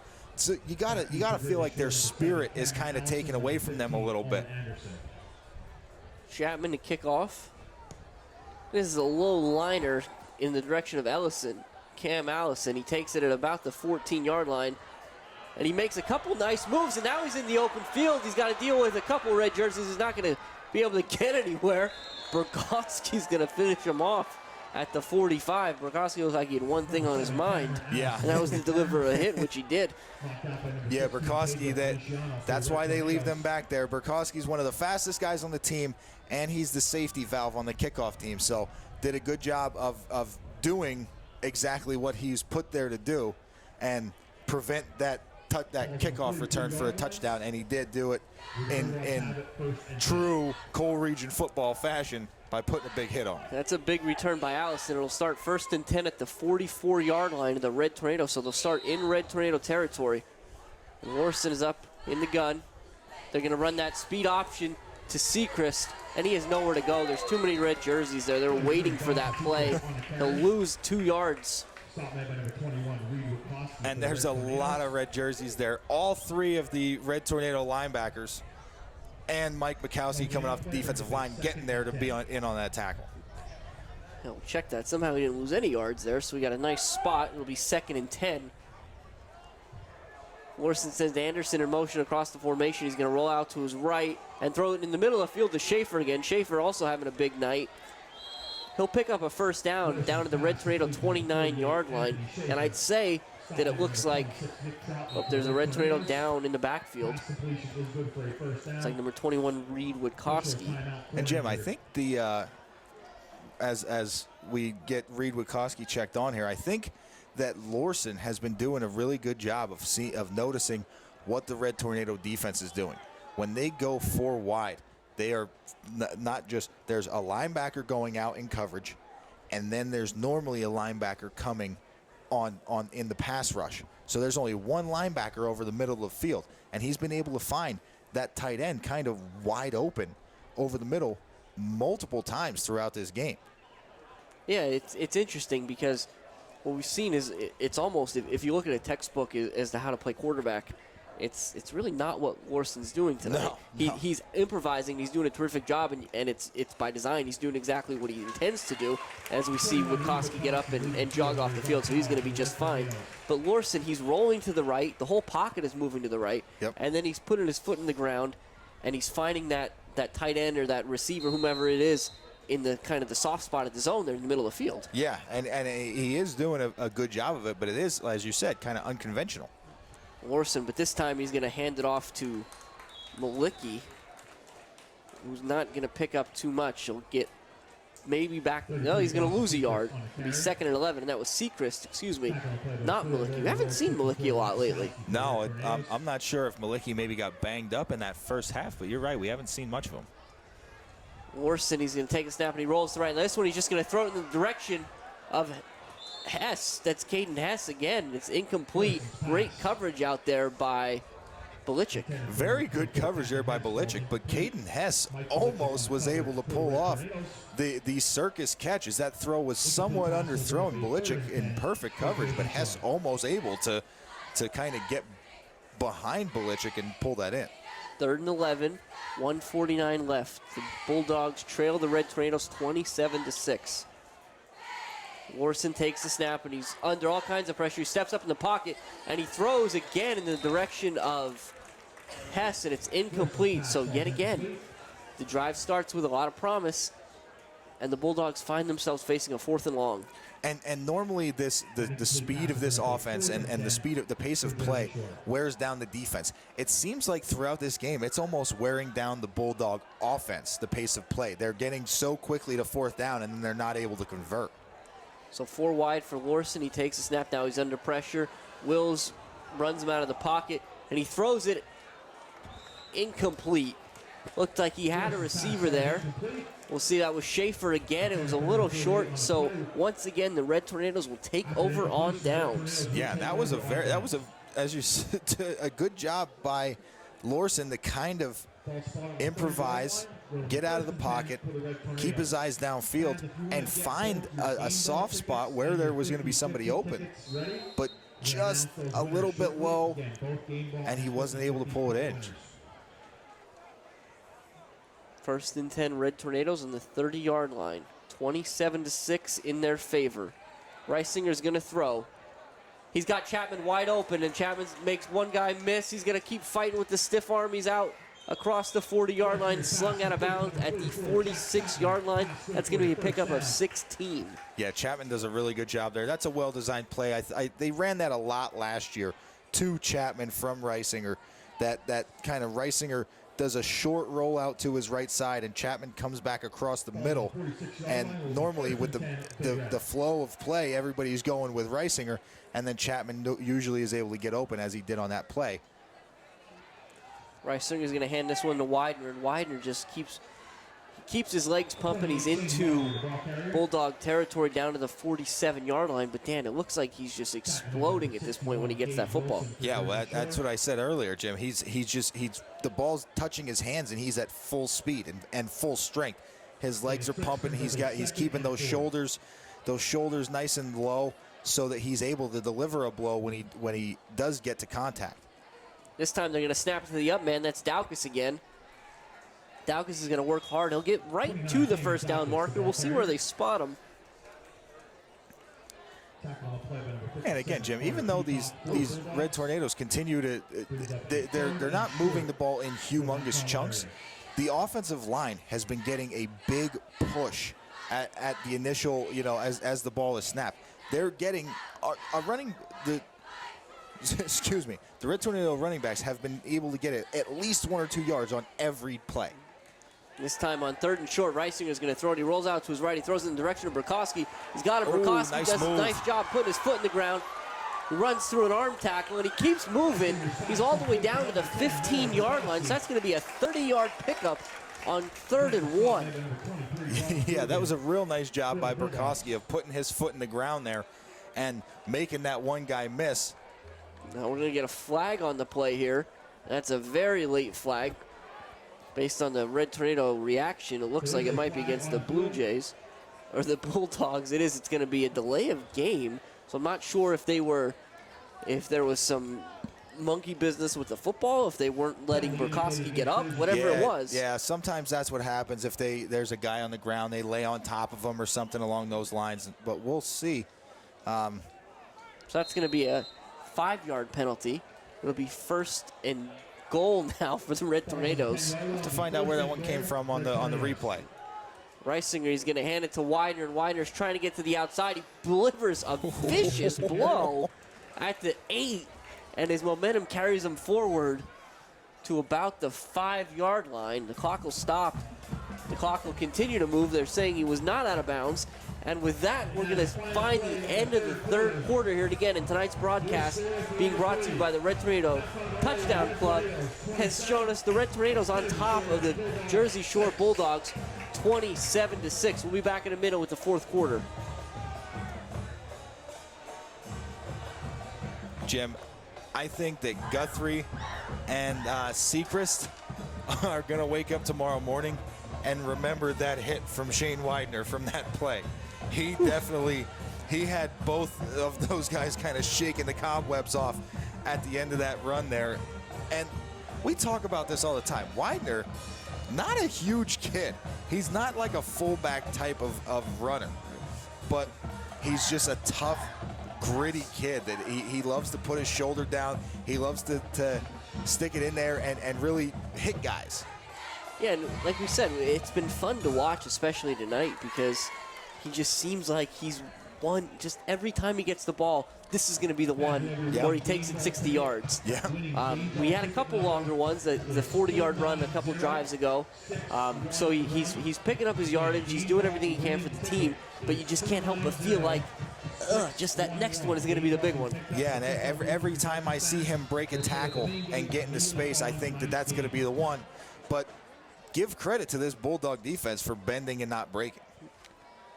2nd and goal from the 6 for the Red Tornadoes. That's how we'll start the 4th quarter. Again, Mount Carmel on top, 27-6. It's going to be Widener again, and Widener's fighting, and he reaches, and he's in. So we're going to let Widener finish this one. So with 11:54 left, Widener will be in a 6-yard rush. The Red Tornadoes' 5th rushing touchdown of the night. And Mount Carmel's going to be on top now, 33-6 with the extra point pending. Yeah, and you got to give that one to Widener there. As you said, he kind of worked hard for that one, putting his shoulder down, and he worked hard just to get into the end zone on that one, as he had somebody hanging onto the back of his jersey at about the 5-yard line and was able to drag them and then extend out to get into the end zone there. Nice run by Widener. Steller's extra point is up, and this one's good. Steller said, listen, I've got to get points on this drive somehow. He's getting a little greedy tonight. I think he's having a big night, but this one was all Widener. And we talked a lot, Dan, about the Bulldogs and how quickly they score. The Red Tornadoes scored pretty quick on that one, too. That was a 70-yard drive, and it was really about a little more over a minute 40, minute 45 maybe. Yeah, and that's, if you go back to last year, when John Ayers was still on this team, and they were a run-heavy team, they were able to put up a lot of points, but they usually did it on longer methodical drives. Kind of just staying on schedule offensively. That was the thing I said all the time last year. This team needs to stay on schedule. Well, now they have more of a quick strike. As we said, Widener, always ready to break one. Burkowski always ready to break one. When Burkowski and Chapman and Wills get the ball in their hands with Reisinger throwing it to them, they're able to make plays, and they've moved the ball very quickly downfield throughout the night tonight. It seems like their drives, even the ones that seem longer, have still been fairly quick and had some big plays mixed in there. Chapman will kick off. This is going to be... That was Anderson again, the fake reverse, and Chapman's going to do it all on that. Nope, check that, not Chapman. Huh. Reed Wachowski. Yeah. Who would have guessed? Reed Wachowski, who we saw a little shaken up there on the last series. All good now. Back out on the field and ready to go here, making plays on special teams as he always does. 1st and 10. At the 30 for the Bulldogs. Orson in the gun. 3 to the left, 1 to the right. Takes a snap and they throw a swing pass to, looks like number 31 out there. Larson's pass complete to number 30. 31 is Kirshner. Not sure if that was Kirshner or not. We'll get a better look. Nope, that was Malicki, so he's back. He is back, yeah. And really good job there by Malicki. It looked like Red Tornadoes had that one pretty well snuffed out, and we're going to stop that in the backfield. Larson's going to keep this one. Now he's going to throw, and he throws a laser over the head of Hess. There's flags all over the field on this one. Yeah, I saw a ton of flags thrown. Most importantly, though, Larson's going to be down in the backfield, so we'll wait and get some information there. Yeah, we'll see what this flag is all about. I'm not sure if we're going to see. It looks like it's in the defensive backfield, so maybe defensive holding? It looks like they're on both sides of the field. I see one on the far side, oh yeah, the Jersey Shore sideline, one on the Mount Carmel sideline. But again, both of them well beyond the sticks. Yeah. Both teams going to take a knee here.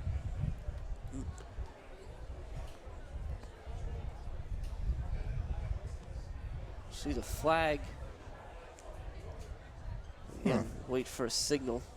Yeah, we'll see what the call is here. It's against the Red Tornadoes, which we probably could have guessed based on the location of the flags. Yeah. A normally 5-yard penalty. Which will come. But of course, more important at this point is Larson, and Larson's going to get himself up and he's going to walk off the field. So that's a great sign for the Bulldogs. Now he's in a little bit of a trot. So we certainly hope to see him back just as soon as possible. We'll see who they send in to take over his duties for the time being. Looks like number 17. It's number 17, Brandon Weary. That's a 6 foot, 170-pound junior. So we'll see what Mr. Weary can draw up here for the Bulldogs. Again, they're going to move the ball forward out to the 37-yard line, so it's going to be about a 2nd and 3. Yeah, Jim, I know my eyes aren't great, but it looks like Larson's standing on the sideline ready to come back in there on the next play, I believe. They're going to Weary throw it to Hess on a quick now route, but there's too many red jerseys there. The Red Tornadoes were all over that one. It's going to be a loss of, call it a loss of about 4 back to the 33-yard line. It'll bring up 3rd and 7. Yeah, and that's a huge play there by Mount Carmel, taking that 5-yard penalty that they had and pushing them back. Larson still on the sideline, so this is Weary's game at this point. He's got 3 receivers to his left, 1 to his right. And he takes a snap, and he's going to throw this hard route to Hess. And Hess had it and dropped it. He had it for a 1st down, and he lost control at the end. Yeah. So that's going to bring up another 4th down for the Bulldogs. Yeah, the throw was just a little bit behind him from Weary there, and it looked like he almost had it, but the nose of that ball hit the ground there. So the Bulldogs will be punting here on their own 33 with 10:40 left in this one. They trail the Red Tornadoes 34-6. Try to see. Looks like Anderson will be doing the punting. And it's a high punt, but it's short. The Red Tornadoes need to keep an eye out and get away from this one. Yeah. And they'll down it. That'll be Kirshner downs it at the 41-yard line, so the Red Tornadoes will start another drive with pretty good field position at their own 41. Yeah, that was a short punt there, like you said. That's one of those ones we used to call it poison. That ball, we call it poison. Everybody needs to get away from that ball because the last thing you need is somebody downfield blocking and having that ball bounce up and catch him in the back or on the leg or something, and then it's a turnover. That's the last thing you want. So good job being aware of where the ball is. So the Red Tornadoes look a little bit open here. Reisinger's going to throw it. He looks at his Chapman open, but he kind of buries that one in the ground in front of him, being complete, 2nd and 10. Yeah, and we talked about it before, Jim. When they go wide like this, they split Chapman way outside. So Reisinger on a 4 or 5 yard hitch route is throwing the ball a long way. Yeah. And he seems like that's a common thing. And unfortunately there, he wasn't able to get it to Chapman. It's the same look for the Red Tornadoes. They're going to hand it to Widener, and Widener does a nice job making the first guy miss. From cut up field, he's not going to pick up too much. maybe 3, but it's a nice run nonetheless. Yeah, he keeps doing a good job and kind of making something out of nothing, just getting through the initial line of scrimmage there, making that first guy miss, and then able to make something happen when he gets into the defensive backfield. It's kind of fun to watch that one. You guys saw the great replay there thanks to WKMC TV. He kind of went up about 2 yards, made a hard right, ran across the 45, and then took a hard left, or across the 40 and took a hard left. Yeah. So Reisinger's going to throw it now. He's rolling out to his left, and he had Burkowski, and he missed him high and wide. That's going to bring up 4th down. Yeah, rolling hard out to his left there and wasn't able to. Looked like he had the time to set his feet, but he kind of rushed that one a little bit and just threw it wide. So we'll see Chapman again tonight. Again, we haven't seen him in this capacity much. It'll be 4th and 6 at the 44-yard line. 9:52 left in this one. The Red Tornadoes on top 34-6. And Chapman gets the punt off, and they're going to run into Chapman, but they're going to get away with it, I guess. So he gets a good kickoff all the way down to the 10-yard line. So big punt there. It'll be a 46-yarder, and the Bulldogs will start 1st and 10 at their own 10. We talk a lot about WKMC TV, so we just want to give some recognition where it's due. Again, this is a student-operated organization. They do a terrific job all across the field.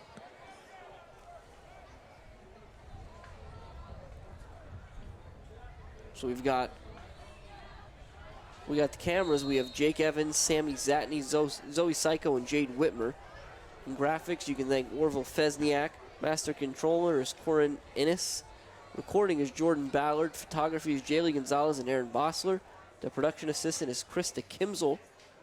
And director Tyler Barnhart. Again, let's remember that WKMC TV is operated by the students in the Mount Carmel Area Junior Senior High School and is produced in the George McPhee studio on the campus of the high school. And Dan, I would be remiss to not recognize Mr. McPhee, Dave McPhee, and Mr. Trefsker, Gary Trefsker, down in the truck keeping this whole production moving for us. Yeah, they are the ones that kind of train the kids that make this whole thing possible. The students that put this whole broadcast on. Mr. McPhee and Mr. Trefsker both do a great job with training them and teaching them how to make these broadcasts possible. Speaking of moving, the Bulldogs keep it moving, and it's 3rd and 1. They're going to hand it to they're going to hand it to Malicki again, and he's stuffed in the backfield. Great job by the Red Tornadoes. It's going to bring up 4th down. And just like that, I mean, the Bulldogs will be punting again. Yeah, and one thing to point out, I do believe Lawson was back in there at quarterback on this drive. I think so. Yeah, he was. That's a good point, Dan. Let folks know. Yeah, Lawson was definitely back out there.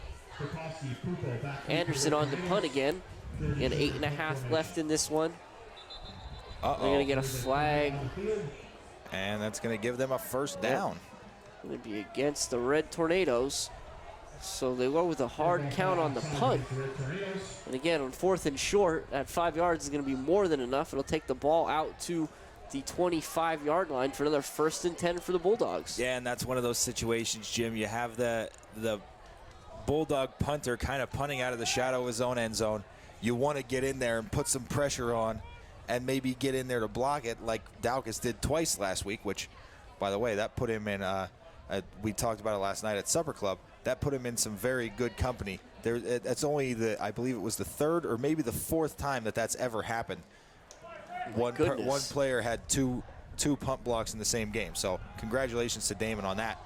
Larson's going to throw it out there as far as he can to Weston. It's a good pass, but good coverage out there by number 7, Brock Everett. Will fall incomplete. Yeah, Larson's been doing a great job of kind of just putting the ball right on the money where only his receivers can get to it. But again, good coverage by Everett. Yeah, Dan, you talked about Supper Club. So again, another season, another year of Supper Club. That's at Matucci's Willow Street Cafe on Thursdays at 6:15 p.m. You can get in there. You can get some insider information from Coach Dara. There's players, other coaches, band members, TV studio members, cheerleaders, anybody you want to meet.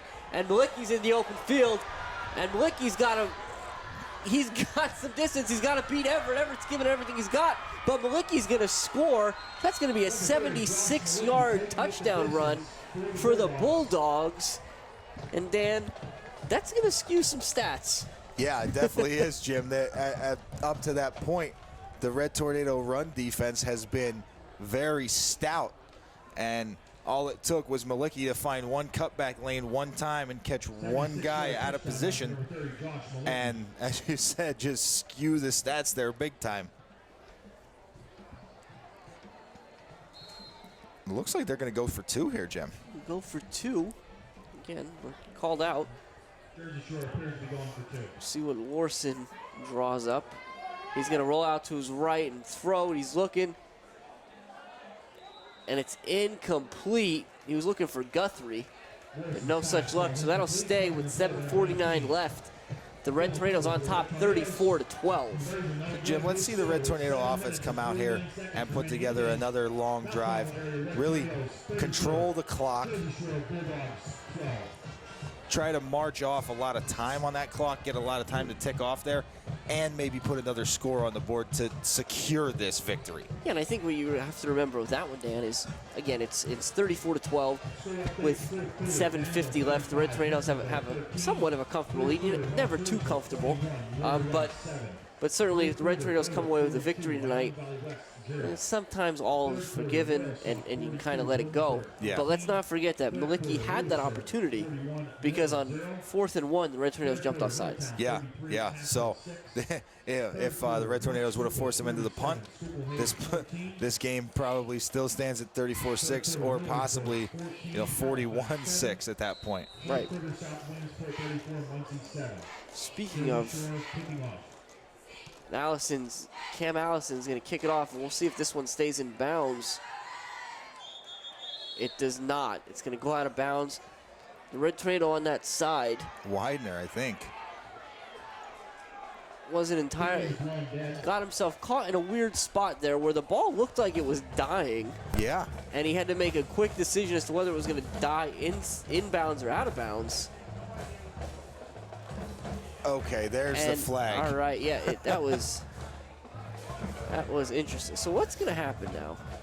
This is what a night we're having here with kickoffs. Does anybody know?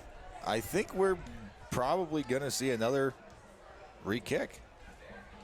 We are, but the officials, they had let this advance so far that both teams had taken their kick units off and had put out their offense and defense. Or maybe the ball will be placed at the 35-yard line. I don't know. I'm really not sure. Coach Darrett might have decided, you know what? We're not re-kicking this one. Let's just get that offense out there. Right. Well, we'll see what this Red Tornado offense can do now with just under 8 minutes left here. Burkowski comes in motion, but they're going to hand it to Bendis. And Bendis fights and fights and fights. He's going to have nothing to show for it. No gain, but he does break about 3 tackles to not gain any yards. So nice work there by Joey. Yeah, a lot of work there for Joey for not a whole lot of a pickup there. But good job, just kind of not quitting, not going down on that first hit. And to be fair, with a lead like this, that's one of those situations where the longer that the ball is in play and it's not second down, the more time runs off the clock. Reisinger, he is looking up and down that play clock in the far end zone, and he's going to take the snap and hand it to Bendis again. Bendis will get past the line of scrimmage this time, but not too much further. They'll give him, call it 2 yards. It'll bring up 3rd and 8. And again, Dan, with how quickly the Bulldogs operate, Mount Carmel can't really just go 3 and out for the rest of the game and think it's going to be okay. Exactly, Jim, and I think that shows the kind of respect that Coach Dara has for the quick strike ability of that Jersey Shore offense. The fact that he's probably instructed Reisinger out there to, hey, run off as much time as we possibly can of this clock. Red Tornadoes open it up a little bit. 2 receivers to Reisinger's left, 1 to his right. He rolls out to his left, and he's looking. He throws in the direction of Pupo. but he's going to bounce it in front of him, so the clock will stop with 6:10 left. And that's going to, it'll be 6:09, excuse me. And that's going to bring up 4th down, so we'll send Chapman out there again. Jim, it looks as though Reisinger's having a little bit of trouble here with the ball. Looks like that when he's rolling out to his left side, the nose of the ball is down when it's coming out of his hand, which is kind of driving it directly into the ball, directly into the ground. Chapman's kick, it's a spiral, and it's going to be picked up by Anderson at about the 32-yard line, and he'll get over the 40. And trailing by 22 points with 6 minutes left, the Bulldogs will start a drive at the 44, at their own 44, that is. And Jim, these Bulldogs aren't going to go quietly here. They're gonna continue to put the ball in the air with Florson, to try and mix it in with the little quick hitters to Malicki up the middle, and they're going to look to try and get this game back within reach. So Orson will come out under center. They have the offset eye behind him. One receiver to his left, one to his right. He brings Weston in motion. And they're going to hand it to Malicki again, and that lane's not going to be there this time for no gain. Yeah, and really the reason those cutback lanes get there is due to over pursuit from backside linebackers and ends and things like that. So if everyone does their job and stays in their lanes, that cutback lane that Malicki had on the last drive will not be there. Orson under center brings Weston again. And this time they're going to pitch it to Malicki to try to get him to the outside. And the Red Tornadoes do a nice job of flowing that way. And he'll run out of bounds right at the 49. So that's only a gain of about 3 more. It's going to bring up 3rd and 6.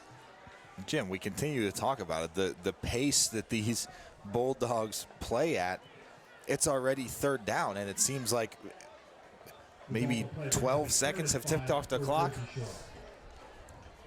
Or at least that's what it feels like. Orson again, he's going to throw, and he put it right in Weston's breadbasket, but it falls harmlessly to the turf.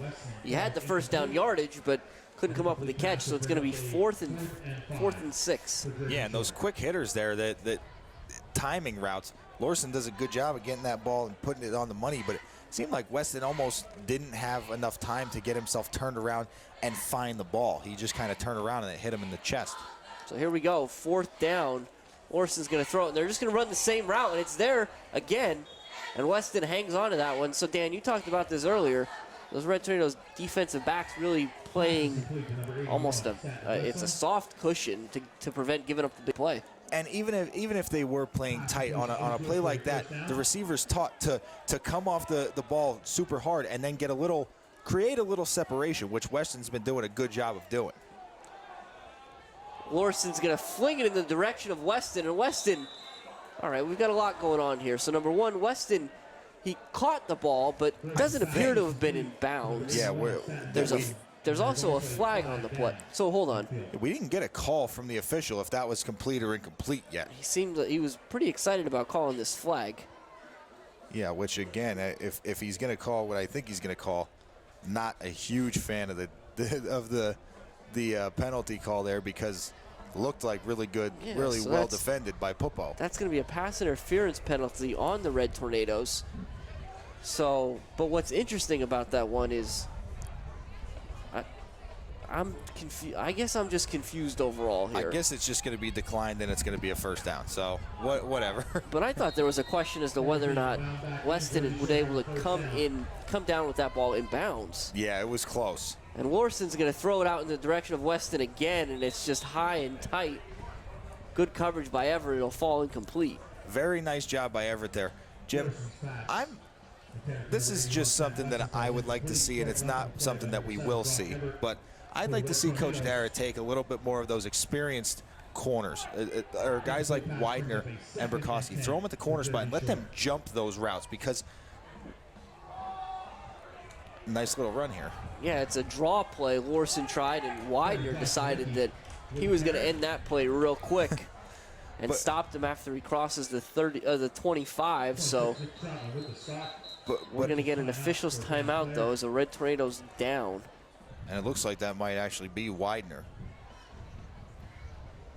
But as I was saying there, Jim, you maybe get a guy that's a little bit more experienced out there on the corner. Not that these guys aren't defending it well. They're doing exactly what you need to do defensively. They're kind of just the routes that the Bulldogs are running are almost you're not gonna get incompletions that often. You just kind of have to let them catch it and make the tackle.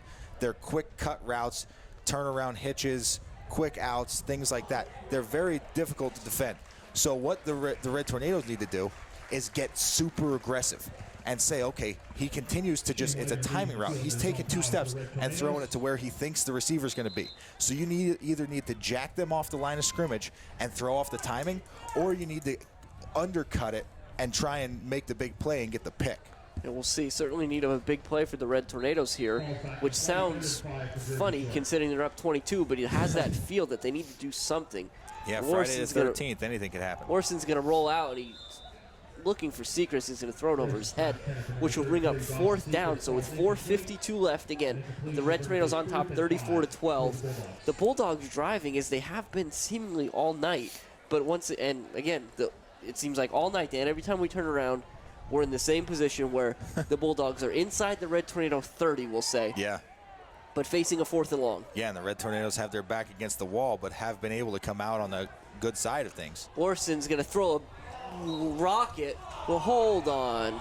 So they're going to throw it. He throws a frozen rope that's going to fall incomplete, really through Belichick's hands. Belichick had the best shot at it, as opposed to any of the Bulldogs receivers, but they're going to get another pass interference against the Red Tornadoes here.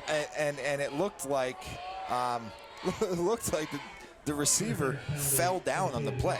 You see, he stuck his foot in the ground, tried to turn around on that route, and fell down. Belichick I don't even think, put a hand on him. So we're going to see the Bulldogs here catch a break and maybe give it another chance at life here, thanks to the referees. We've seen a lot of these officials tonight for a lot of different reasons. There's a lot of officials timeouts. We had the kickoff experiences. Yeah. And now two pass interference calls on this one drive. And Warson throws that swing pass out to Cam Allison, and he's tackled right away by number 34, Bendis. Yeah, Bendis did a really good job of reading that. Looked like Wills did a good job too, but Wills kind of got upfield and he was able to get out around them. But Bendis staying at home, being in the right spot to make that tackle real quick. 2nd and 11 from the 12, so we get one of these positions where Dan likes to see offenses try to pick up that last first down. Yeah, I'd be impressed here. Larson's going to throw, and that's going to be a touchdown. We'll see exactly who. That's Weston out there, number 81. So that's going to be a 12-yard touchdown pass from Larson to Weston. And I hope nobody left just yet, because we're not quite done here, folks. That's going to make it 34-18 with 4 minutes left. We'll see how the Bulldogs go here. Larson's going to stay on the field, so they'll be going for 2 to try to make this a 14-point game. And Jim, I'm also interested to see, after this 2-point conversion attempt here, what they decide to do on the kickoff. Larson rolling out to his right. He throws it back across, and it's incomplete. So it'll stay 34-18 with 4:08 left. Yeah, well defended there by Troutman and Pupo. Good job. Troutman kind of coming from the middle, playing like almost like a safety there. And Pupo on the man-to-man coverage did a good job of kind of knocking that ball away. Yeah, we're going to get an injury timeout here. That's Schaefer. Schaefer's going to need a minute. That was a tough one. Schaefer's body was moving to the left. The ball was a little bit behind him, so he stopped to try to make a play on it, as any receiver would. And there were a couple of Red Tornadoes coming from that backside, and there was some contact there. Perfectly legal, well within the confines of the game, but it doesn't make it any less of an intense hit that he absorbed. Yeah, that's one of those ones where he probably got his bell rung there. He might be seeing stars a little bit. Like you said, just kind of got to get his bearings back. So we'll wait here as they check on Schaefer in the end zone. We talked about him a lot tonight. He had a big game. Yeah, he's been all over the field offensively and defensively. It looks like they're going to sit him up. So that's a good start. And again, 4:08 left in this one. The Red Tornadoes on top 34-18. The Bulldogs have continued to push late in this one. They're not going away quietly. And to be honest with you, and thank goodness we see Schaefer up and walking him off the field. But it's one thing, I guess, to say they're not going away quietly, but Dan, they're not going away at all. No, they're not. And their defense has stepped up when they've needed to, as has their offense, you know, as they've been turned away all night long in decent field position deep in the Red Tornado territory. These last two drives, they've been able to convert, and they've been able to put the ball in the end zone. So I'm interested to see. It looks like there's some different personnel here for the Red Tornadoes on the field, and this looks like the hands team out there ready for the onside kick. Yeah, you talked about it before, Dan. Good call. We'll see. We'll see whether the Bulldogs oblige or if they decide to kick it deep. Widener back deep for the Red Tornadoes. Allison's kick. It's going to be one of those in-betweeners, so the Red Tornadoes got to do something. Widener picks it up, and he's going to fall down at about the 23-yard line, so no harm, no foul there. Yeah, that's okay. It looked like the up man there, I didn't get to see who it was, but the up man there was headed backwards for it because it was kind of placed really well. Yeah, it was placed really well in between Belichick and Widener, and they both kind of got to the ball right around the same time. And Widener doing the right thing and just kind of going down and just living to keep the ball on offense. And again, we talked about it the last drive, but really the number one thing the Red Tornadoes have to do here is they have to pick up a first down. They need at least one. Yeah, I think one first down could possibly ice this game. Now, the Bulldogs do have all their timeouts, but let's just get a score anyways. Reisinger will take the snap, and that's Bendis over the 25. We'll see exactly what they give it to him. About the 27. So it'll be a pickup of 4, bring up 2nd and 6. Final score, North Schuylkill 47, Schuylkill Haven 14. Final score, Bowrick 42. Widener on his way in there. Bendis will come out. Get a good look at Bendis there. Milton 6. We got some scores being read over the loudspeaker here at the Silver Bowl. There's one you didn't hear. Yeah, and we're interested to see what it is here. So that game may be still going on. That game's probably not over yet. You stop a lot of score in there. You stop a lot when you play those Tigers. Yeah. Burkowski comes in motion, and this is the handoff to Widener, and Widener's fighting. He's over the 30 to the 36. So again, as the clock ticks towards 3 minutes, the Red Tornadoes are facing a big 3rd and 3. Oh, and it looks like they actually slowed down there towards the end of the game, Southern Columbia, as they finished the Shamokin team off 62-0 was the final for that one. Oh, they kept it under 70 this week. Yeah, kept it under 70, but that's 4 games in a row now that the Tigers haven't given up a point. And Reisinger, he's going to hand that one to Widener. Widener bounces to the outside. He's fighting, and Widener's going to pick up that first down, and that's what Mount Carmel desperately needed.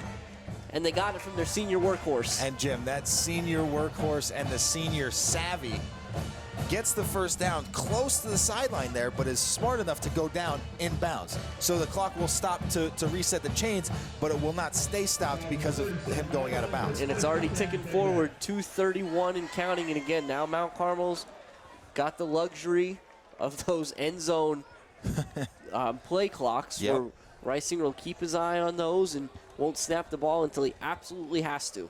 Yeah, I remember back in the day when you had to wait for the official in the back to put his hand up. So Reisinger takes the snap and he hands it to Burkowski on that inside sally, and Burkowski stays on his feet all the way out, and he's going to pick up another first down.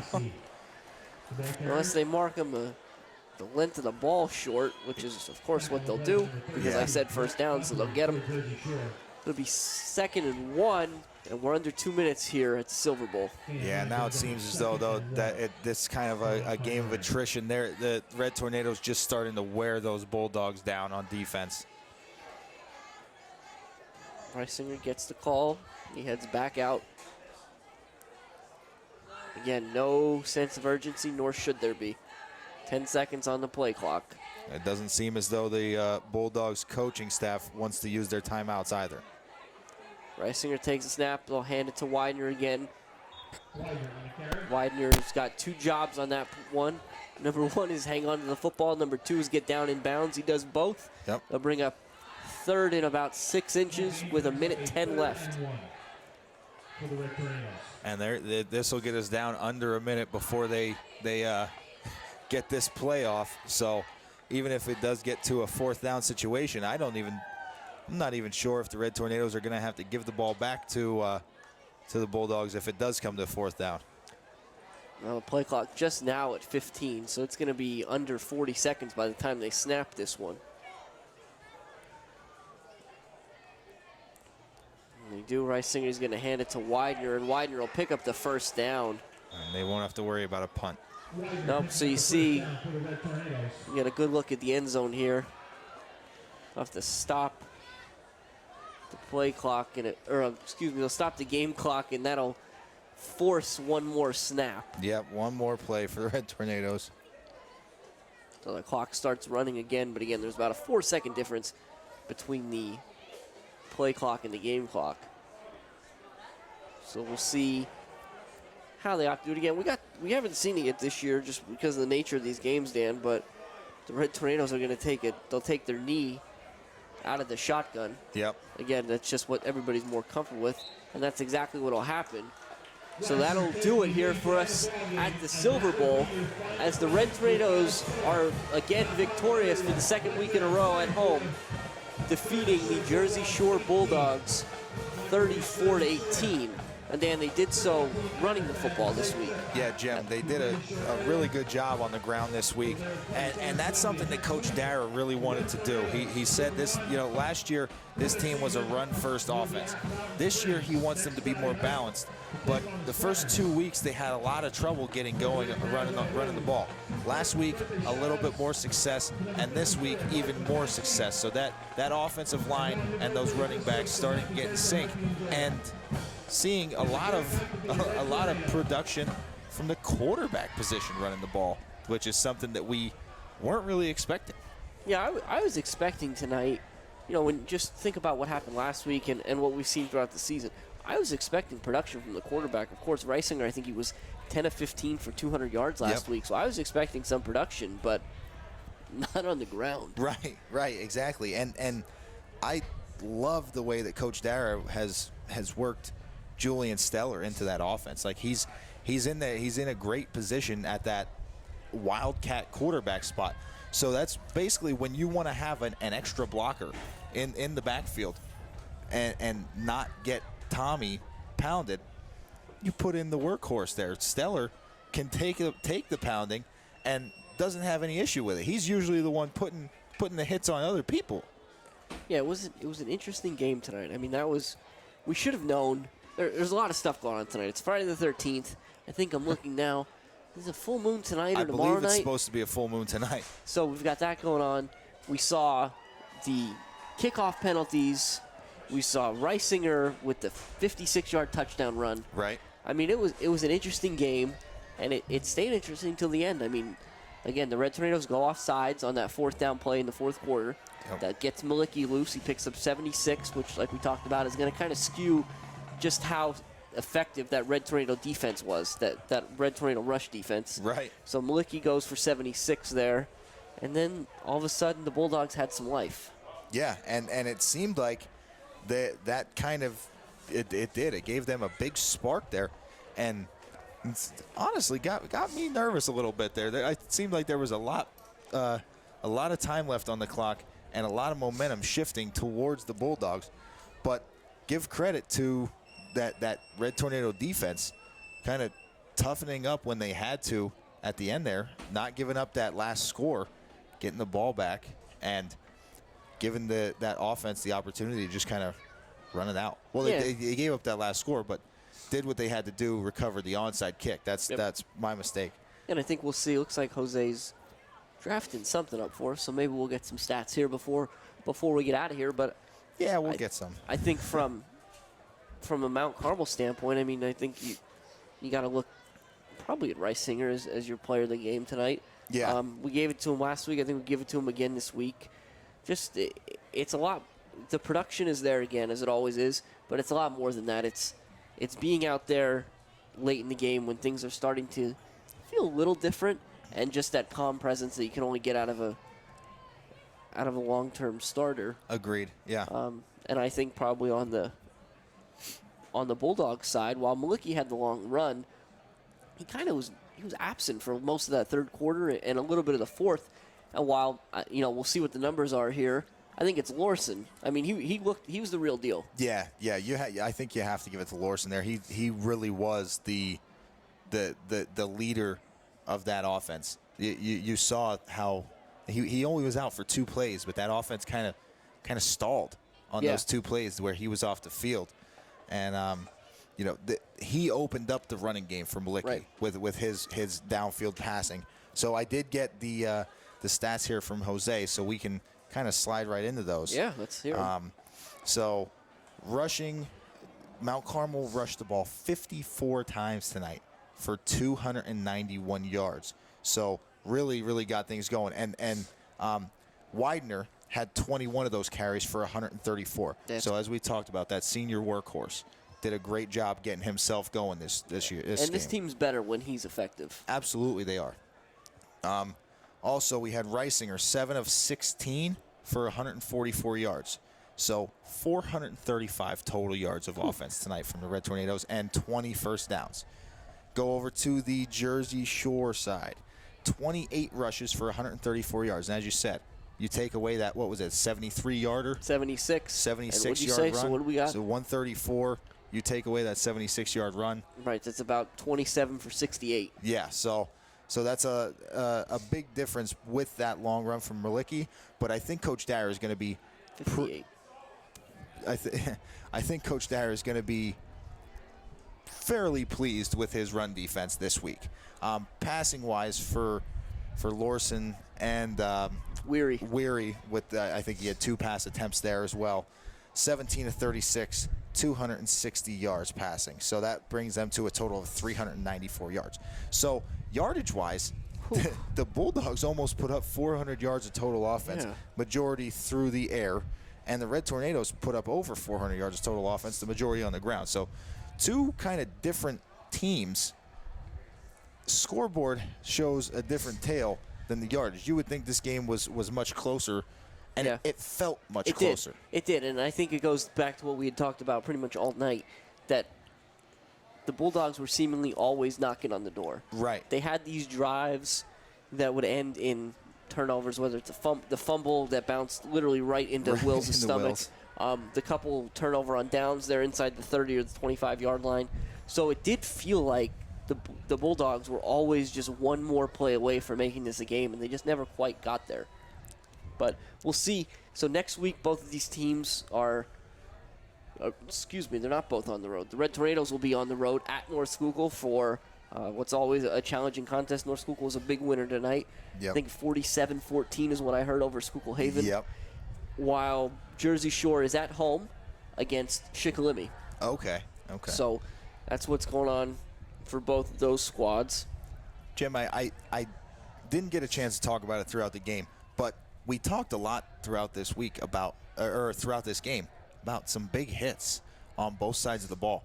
And I think for Mount Carmel, I don't want to call this a warm-up game because it was a tough game. Jersey Shore's a tough team.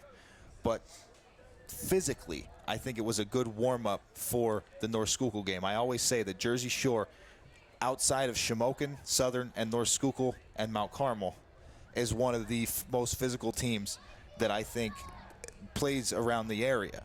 So I think that's kind of a good game to prepare you going into next week to go, through Centralia over there to North Schuylkill and play the also 3-1 Spartans. You go through Centralia? Yeah, some people do. You can. It's not a bad idea. Yeah. But I think, speaking of good ideas, I think it's probably about time for us to call it a night here, Dan. Yeah, I got work in the morning, so. Again, just got done watching a WKMC TV broadcast courtesy of the Red Tornado Touchdown Club tonight. You saw the Red Tornadoes victorious 34-18 over the visiting Jersey Shore Bulldogs on the backs of 5 rushing touchdowns for the Red Tornadoes. 2 by Reisinger, 2 by Stellar, and the Icer by Widener. Widener had 134 yards rushing, so big night for him. Yes. And a big night for us because it's always fun to be up here. Love it up here. Right, so I'm Jimmy Lesko. And I'm Danny Lesko. And we're both here for Jose Gonzalo down on the field. Have a great night. We hope to see you next week.